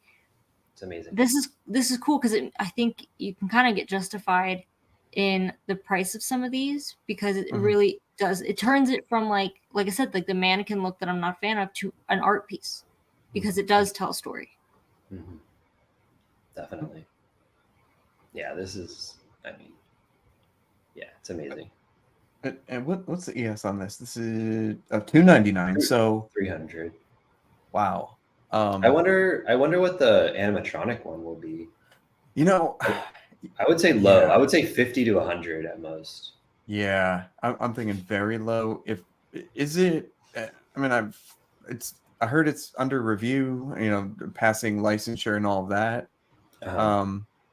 But after seeing the price here, which, okay, it's a diorama base. It's a beautiful sculpt. It's big. Arnold's a big guy. Mm-hmm. So a lot of silicone and a lot of hair. Yeah. Regardless of where you fall in with the price, if you add animatronics to it, which I love, I think that sounds so cool. But I have the animatronic arm, the Blitzway one. I used it twice. This is when I opened it. What else do I have? I have light up stuff. So the Infinity Arnold, just press the button, his eye lights up. I just do that just for fun when I'm looking at him. Any of the others that require plugs, I just hardly ever light up. I have a battery with like an AC adapter that I can plug in for fun and light things up. But is it worth? Let's just say, Shane, what do you think the upcharge on the moving head and all that's going to be from this original price? Probably another $1,500 to $2,000 more. I'll say. That's what Josh is saying. What do you think, Cece? I think it'd be higher because, and mind you, I think it was EFX who did the animatronic Grogu, and people were like, "Oh, that's adorable! Oh my god, it's in like the little like bassinet thing. That's so cute." And then they're like, it's $80,000." But that's a prototype, right? Or is it? Are they making them? Hold on. Unless that Grogu can do my taxes. Like I'm not. So I understand like if you want a Terminator bust and it's gonna like occasionally move its head and stuff like that. But I think people are like underestimating how much that's going to cost. And also like we talk about this. I don't mean to beat a dead horse, but part of me is also. I don't know what the hell I just bought recently that I had that kind of conversation with myself where I was like, is this feature so cool that I feel like I have to have it? Or is there a concern that if this feature breaks, I'm screwed? So if there's ever a problem with the animatronics in your Terminator and they're not a company that's based in the United States, like what are you going to do about that? I just, for me, like, I think it's how I feel about most light ups and statues. Is it cool enough to warrant the fact that, and I think even actually like, I don't know if I want to say, well, we showed the Mace Windu, like NYC, when Michael was doing the Isla Sakura with the light up base, Mm-hmm. he spent a lot of time working on that because he wanted to make sure that if God forbid anything were to happen to the actual electronics, the base wouldn't look like shit if it wasn't lit up. So that's true. something that, like, if you pay all that money for the animatronics, you have to prepare yourself for, like, if it breaks, are you prepared to pay to fix it, and is it worth all that? And to me, I'm like, I think you might as well just get something static. Yeah. See, on the flip, I agree with everything you said, by the way. But on the flip side of that, I think about like stability of like electric motors and stuff like that. And at least like, I mean, I've driven a Tesla for 6-7 years now, and I've had 0 issues between 3 of them. An electric motor is just so simple and so easy. Now, it depends on how they're directing the movement. But if it's a simple motor, it should, in theory, never die. Granted, people drop things and spill water on things, and accidents happen. So I think that there's a precedent where you should never really have an issue. And I'm sure, surely their QA team has been thinking about this forever. I mean, Queen Studio has been silent the entire year for the most part, except for a little bit in the beginning, with some stuff here and there. But surely they've been thinking about it. And I bet you it's kind of like the Batcave thing or the Armory, ES of 30. I think it may even be lower, maybe like 50, 40 something, especially if the price is 7K and up, maybe. I don't know. What if it did break and it was like broken in a really bad position? Now it just doesn't look good. Just falls on his head. It's like, I mean, it's a big risk for the company to do it, and it's a big risk as a collector to buy it. Right. Both are big risks, right? Yeah. It's really cool, but yeah, it's mechanical. Mechanical parts can fail. Yeah. Like you said though, Mike, you've had a Tesla for a long time, cars, whatever, but cars are driven every day. You're not going to be, unless you're just like doing it for the whole day, like turning his head back and forth, like, oh yeah, this is so awesome. Like just nerding out. I don't think, but again, it's a huge risk. And it will cost a lot more, it will cost probably $3,000 more, give or take, right? Yeah. So it's a risk. I think it's cool that Queen Studios is doing that. And I don't think a lot more people are going to want the animatronic, but there are people that want it for sure. Yeah. And again, it's you are taking that risk, as CC said. Like, what if that fails? You're pretty much screwed, because what do you have to cut open some silicone face and then like do what he did in Terminator? Like, what are you gonna do? It's a feature. It's a feature. What? Wait, what? Yeah, first on YouTube, like cutting the face. Mm-hmm. It's not an endoskeleton under. That's a piece of trash. No, but so I mean, I don't know. Like it's really cool in theory. Could be a nightmare, but most likely I would imagine that Queen Studios is like, okay, we're gonna undergo tons of rigorous tests before we actually like put this on the market, Yeah. Yeah. I don't know. I don't know. I thought I wanted the animatronic one. Then I saw the price, and then I've thought about how many times I actually like move the endo arm. Again, never. But you like options. You like options, though. Well, options that is true. That is true, and it's kind of making it an easy option to say yes or no in this case, which I'm happy about. If it was a little bit closer in price, or if it comes out and it's only $1,000 more, I think I would probably take the risk. I'd probably. I know like Shugo's website is like, do you want to upgrade? Waiting for, whatever, the deluxe or something. So I would take the risk at $1,000, but at 2,000 plus, I'll just stick with static. But I do like what Life Size says. I think in order to get new things, you have to push boundaries somewhere. And so like Apple's been making their phones lighter and slimmer and slimmer and slimmer and slimmer for forever. pushing boundaries. Well, these statue companies, if they're okay, let's do this Arnold and just the head moves. Okay, what's our end goal? We want a fully functional one-to-one endoskeleton. Make the sideshows look like a piece of junk. That would be amazing. But you have to do these little things, even if you do sell 50 of them at a time or 100 ES or whatever, in order to get to that point. So maybe in 5 years, like Life Size is saying, we get a fully functional endo, and then that would just be, oh man, that'd be badass. It'd also probably be $30,000, probably at least 20 to 30. You're also pushing with each kind of thing that you're talking about. You're going into different collector territory. Even a life size bus is different collector territory. Less people collect life size bus. Then you're going into animatronic life size bus territory. That's even a lesser amount. Then you go into life size. So it's just like another echelon that you're going to each time. But again, I mean, that's fine. There's people that want it for sure. So may as well do it. And I like that they're pushing the envelope. I really do. I think all statue companies should. So yeah, it's just like InArt and Hot Toys and all those companies, but just on a smaller scale for them, and pushing with the movable eyes and the punched hair and the silicone and all that stuff, and it just keeps getting better. I mean, look at that freaking the Anakin from not too long ago, which I'm super excited about. It's 1/6, but that's the best freaking Anakin. Maybe of all scales. Until Queen or Infinity or someone inevitably gets the Star Wars license, and then you start getting one-to-one Star Wars busts that are silicone and not just your Vader and your Maul and the sideshow normal ones. Although they're getting better, they're good, they're great.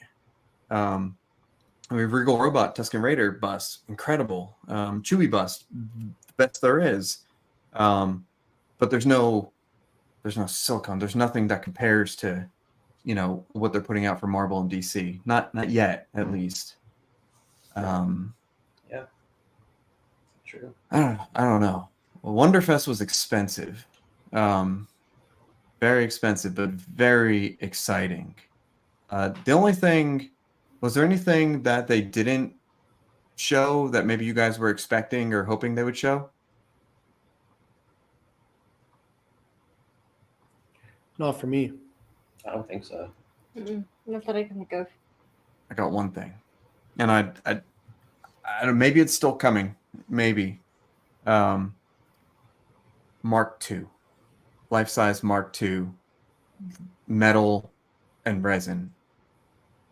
So from Queen. Yep. So Johnny said that early in the year, that towards the end of the year, they were hoping, we kind of figured it out, that they're going to do a Mark II that's made of metal, that either articulates or has different points of articulation. And that's what I was hoping they would have shown. But the Mark VI is beautiful. But I bet it will still, maybe it'll be next year or in 2 years or so. But I think Mark II would be a showstopper. Yeah.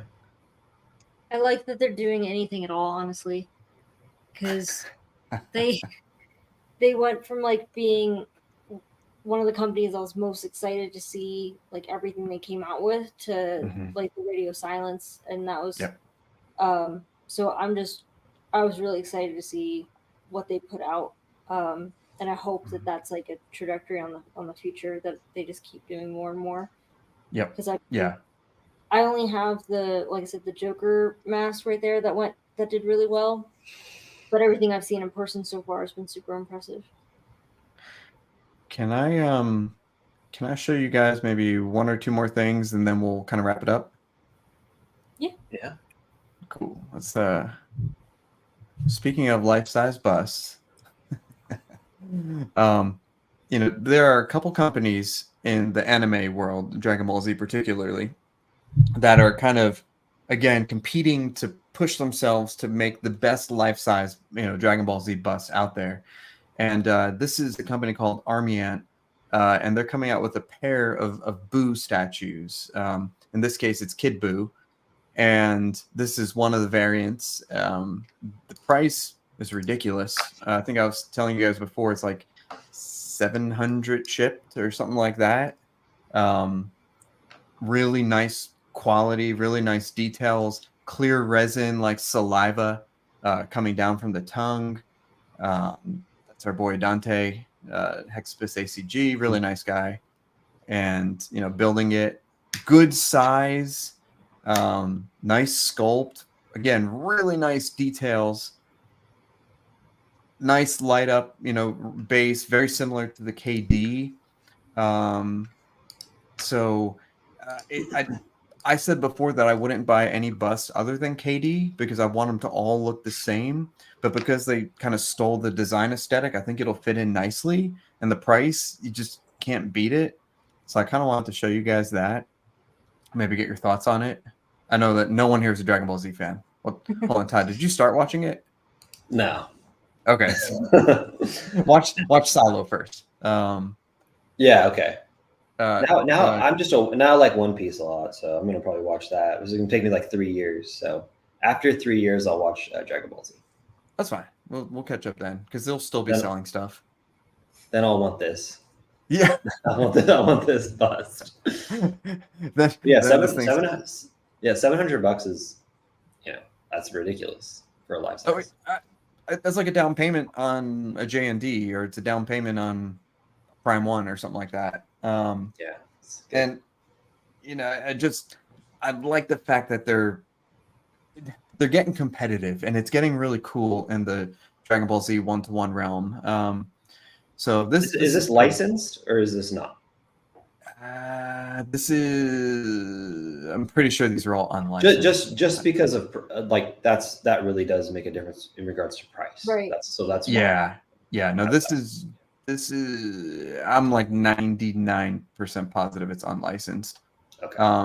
But here's the two variations here. Which one did you get, by the way, Mike? I got the bundle. Oh, you got both. There's a discount for the bundle. And I had a $100 coupon, so I used that. And I figured that the ES is 88 on the key ball, or the whatever, it lights up. I think the eyes light up and everything. It's like 66 on the tongue. They come separately. I'll just hold on to these. If I don't want one of them, I'll just sell it. And these are going to go up in price 100%, because Dragon Ball Z collectors are kind of nuts. But which one do you guys like better after seeing this now? Do you like the tongue, or do you like the key? I like the key. But you know, I don't know the show at all. I don't know the character at all. So yeah, that's just based on aesthetics. No aesthetics. Right now, I like the key. Yeah, I would get the key. Yeah, it's pretty cool. So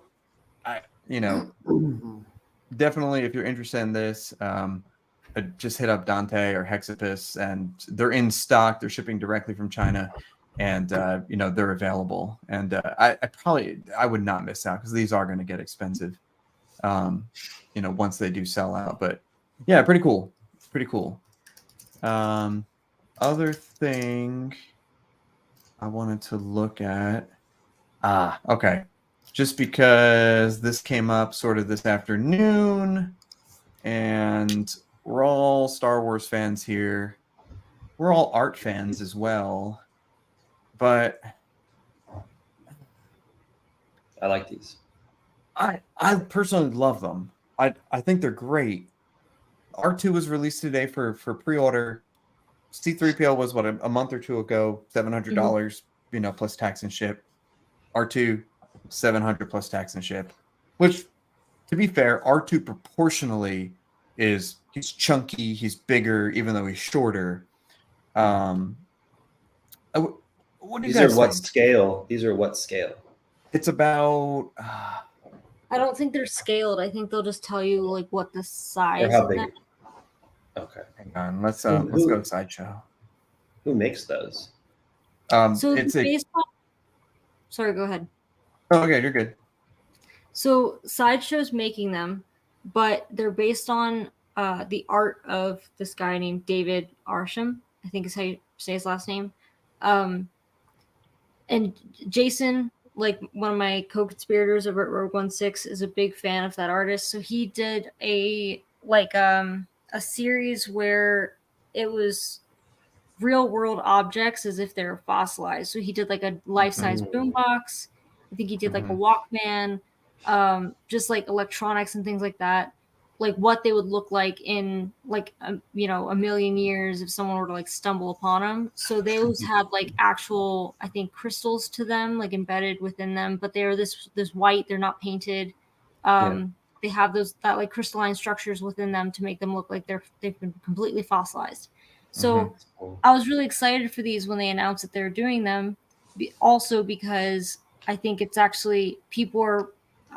I'm not gonna lie. Everywhere I've seen these posted, people talk shit about the price. But to be fair, Oh yeah, all the time. He recently did a larger R2. I think it was like maybe twice or three times this size, and it was it was tens of thousands. Mike, I thought it was 3,000. Oh, I think he has different sizes. I saw one for at least $3,000 or $5,000. It's expensive. Okay, because I've seen his pieces. Like I think that box was like $10,000, but again, it's made with like actual crystals. It's made by hand by the artist. These are more mass produced, even if the ES is lower than we typically see. But I think, not that I ever want to be like an apologist and say like, well, if you don't get the art, you don't get the art.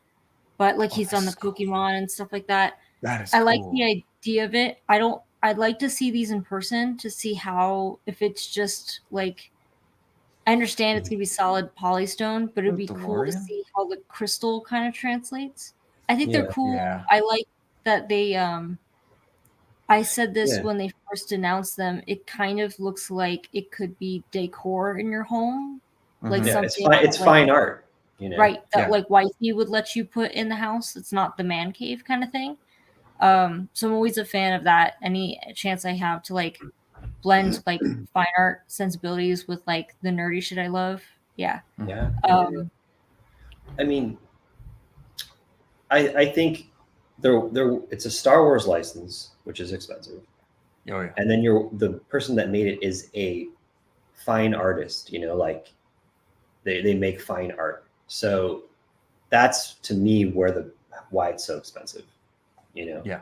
Yeah. Mm-hmm. But I would also like to see it in person and kind of maybe just touch it and just be like, okay, let's see why this is like, is it really good quality? It seems like it would be. What is the edition size? What is the edition sizes, or what are the edition sizes? On the sideshow version is just limited. I don't think it actually. Oh yeah.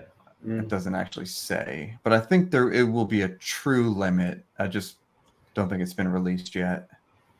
Oh, okay. Yeah. I mean, I think if you're going to price it at this, though, you should have like a posted like 100, But they always do this though. That's my only frustration, I think, with Sideshow sometimes, because I kind of had FOMO with that with the Robert Pattinson premium format, where I was like, I'm not going to pre-order this soon because they still have the one that's up here, the veil. So I'm like, whatever, I'll get it whenever. And then it was when I was at San Diego Comic-Con in July that it was Jeff Delaney who said, hey, it went low stock. It says low stock remaining. And I was like, so I ended up pre-ordering that. The one on the bike you're talking about? Yeah, bike. Okay. That's going to barely fit up here. So wish me luck. Wish me luck that my girl math checked out. I think it's going to hang boy. A little bit. Girl math, I think, is more accurate, but we'll see. It's better than no math. Just looking at a spot like I do and be like, yeah, it'll fit. Yeah. By angle.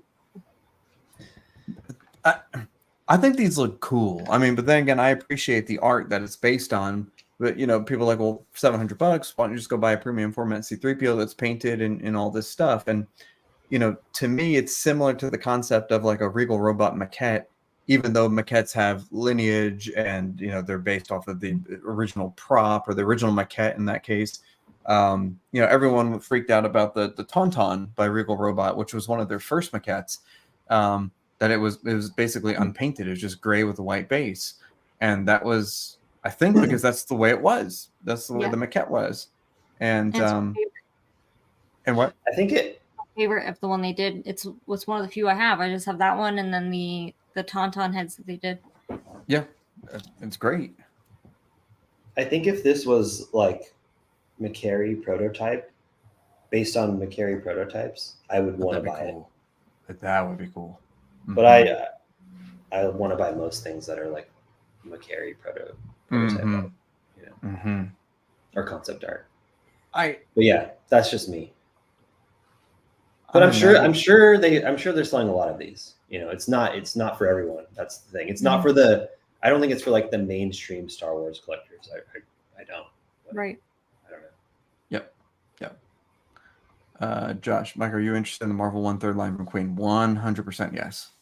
Yeah, I will get that. I think the 1/3 line looks great with that Mark 7 and the flame effect. I think it's the first like Iron Man with the flame effect that actually kind of beats out the Sideshow quarter scale Mark 7, which is fantastic.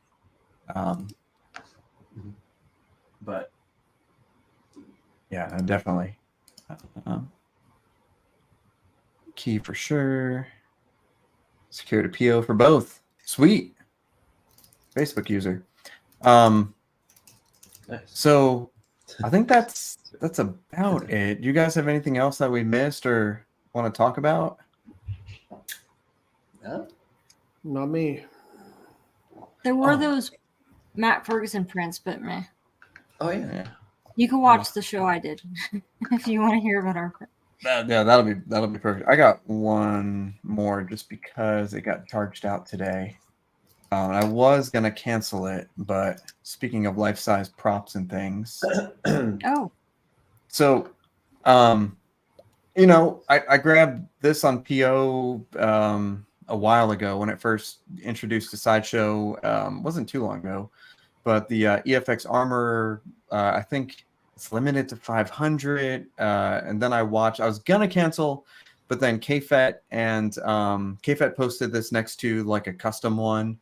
And then I watched what's his name's review, Gabe. So I watched Gabe's review, and Sideshow sold out. I don't think there's many other places that actually have them available.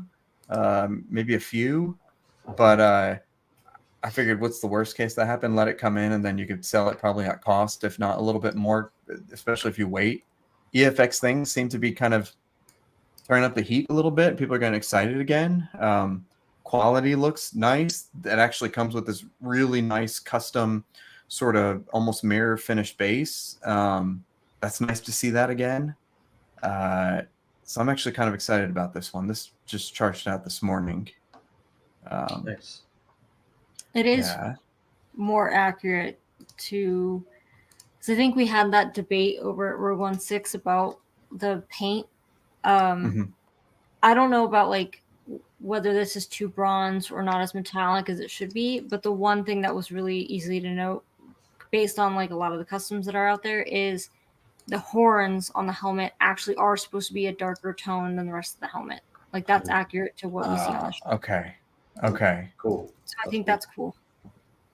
I'm excited to get this. I think it'll be pretty neat.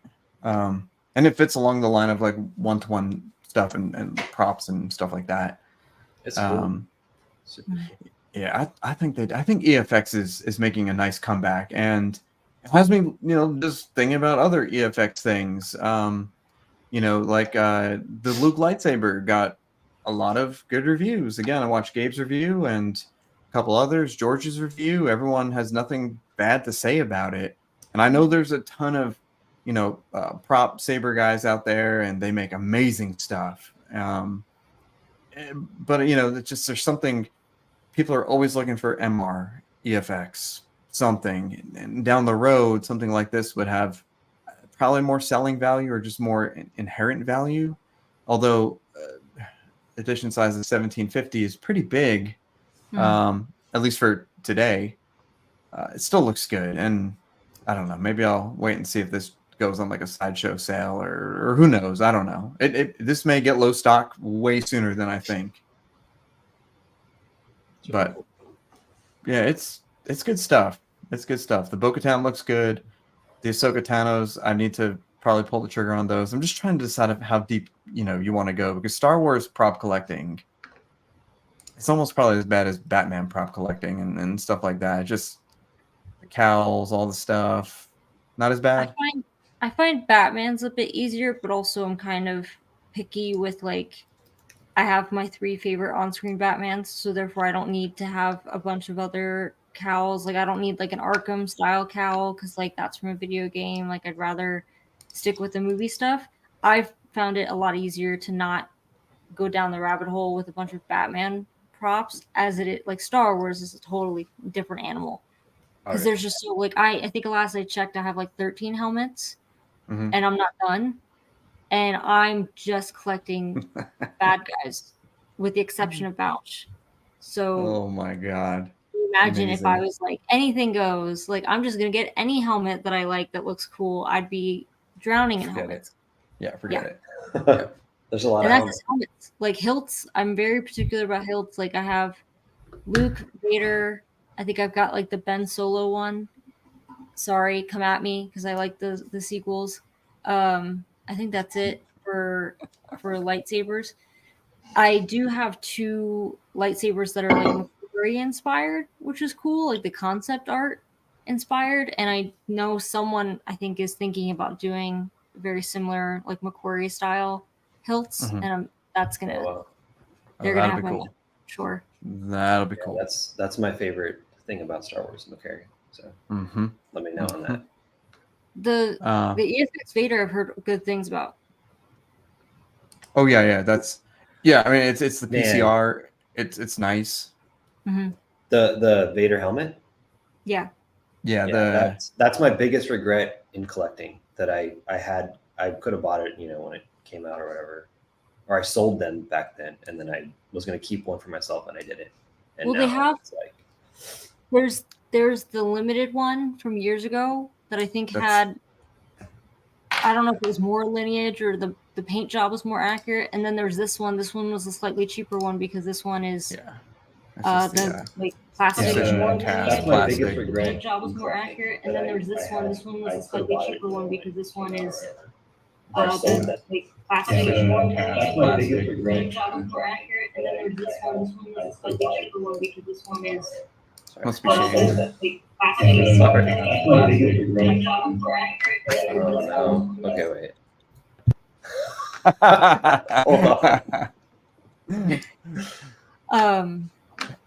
I think this looks really great. I think it's amazing for the money. I've debated getting it, but also I'm like, how many Vader helmets do I need? Because I have the Anovos, which is very idealized. I have a melted Vader from, I think mine's from Rise of Skywalker, technically, maybe. And then I also have a Rebel style coming. Oh soon, yeah. I think. So it's like another one.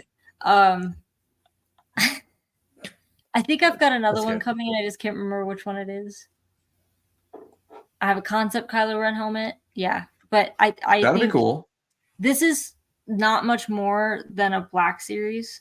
So part of me is like, just do it. Like I had sideshow points that I think I ended up using on that Robert Pattinson Robert Pattinson statue. But I seriously contemplated getting this one. I had this one. I think I canceled it just because I had the Black Series and I had my what I have. I'm looking at it right now. It's under my desk. The Portamac one.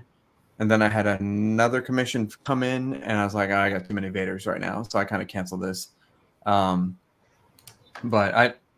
if you don't have a Vader, you can't go wrong. I mean, this is going to be great, and just do it for the price. It's in stock, and if you have codes or if you have military or whatever, I mean, you definitely can't beat it. So that's a nice one. That's definitely a nice one. It's only $300 too, right? Yeah, it's $350. Yeah. Yeah, that's ridiculous. That's like twice as much as a Hasbro. Yeah. Like get it. Yeah. Yeah. And it's gonna be better. The Hasbro one, the mold is off. It's nice, it's clean, it has interior, because I have that in the other room too. But it's basically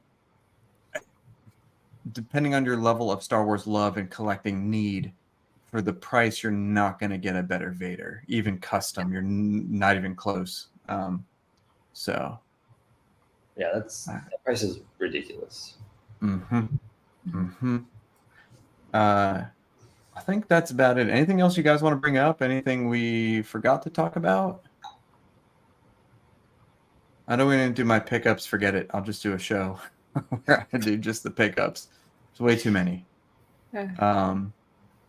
But it will be cool. A lot of Wonderfest stuff, but it's already been 2 hours, you know. Yeah, and it's work day for most people, and I think we could just carry on next time for sure. So I think with that in mind, we'll go ahead and we'll start wrapping up. We're going to try to do this again twice a month. We're going to try to do different things, and if something cool comes up, we'll go ahead and just do a live show, and we'll just notify you in the Facebook group. I want to thank you all for joining us. We're going to try to stick to Monday nights. It seems to work for everybody here. And sorry, Donald, what a leaf lock. Yes, hang on. It is that box right there. See it? So there's my leaf lock. I haven't opened it yet, although the box looks really good. It's a single box, pretty good size. I'll probably open it probably this week or so. And I'll post some pictures to the Facebook group for sure. Nice. Yeah, I want to know your opinion on it. Yeah, definitely. Really cool. It looks really cool. Definitely. I'll put it next to Treebeard too, so you guys can kind of get that. And I'm looking forward to that one. And I did end up getting the Escape Off the Road just because it was a good price. It was like the same price that Mike Edmondson was selling his for, which I thought was extremely reasonable. It was basically like a little over retail, tiny bit. And so I'm going to send that to my office where I have some other Lord of the Rings stuff, and I'll take some pictures of that because everyone says that piece needs to be like totally unencumbered. Like you just need to have it there. So I'm going to have it kind of side of my desk at work, and people can appreciate it, and it won't like blend in or get lost with all the larger scale stuff. Things coming in this week. I managed to snag an Infinity Joker, the Joaquin Phoenix one, for $2,000 plus ship. Practically brand new, which is like 50% off, more than 50% off. Yeah. So at that point, I just figured that even if it sucks, which no one says it sucks, I could just sell it for the same price I sold it for. I know they're not really selling, but that I'll just keep it, put it in storage or something. So that's coming soon. What else? I think that's it for this week. I probably have more stuff, but I'll post pictures of it as it comes in. And I got the Alex Ross, the original 7 DC canvas that came in the other day, and I haven't put it up yet, but that thing is a beast. So I have the Avengers Assemble one, and I love it. It's my favorite piece. This may actually rival it. So that I'll have to post pictures of too. That's a great Alex Ross piece. Let's see. Anywho, I guess we'll probably reconvene. Let's see. It's October 16th. I know Halloween is probably in about 2 weeks or so, but we'll figure out a date. We'll post it well in advance this time. And I just want to thank CC and Todd for kind of joining and being willing to deal with our nonsense. And of course, just Shane for kind of being the rock that's always there with his nice shiny head. But anywho, thank you guys for hanging out. Thank you for just spending time with us. Go ahead and like, subscribe, even though most of you probably have already. Leave some comments. Let us know what you like, what you don't like, and what you want to see reviewed, because I have all these pieces and I'd like to start doing some maybe mini reviews. But we will go ahead and we'll see you guys in about 2 weeks or so. And we'll let you know what we're doing in our Facebook group. And I hope you guys have a good night. Thank you. Have a good night. See y'all. Bye.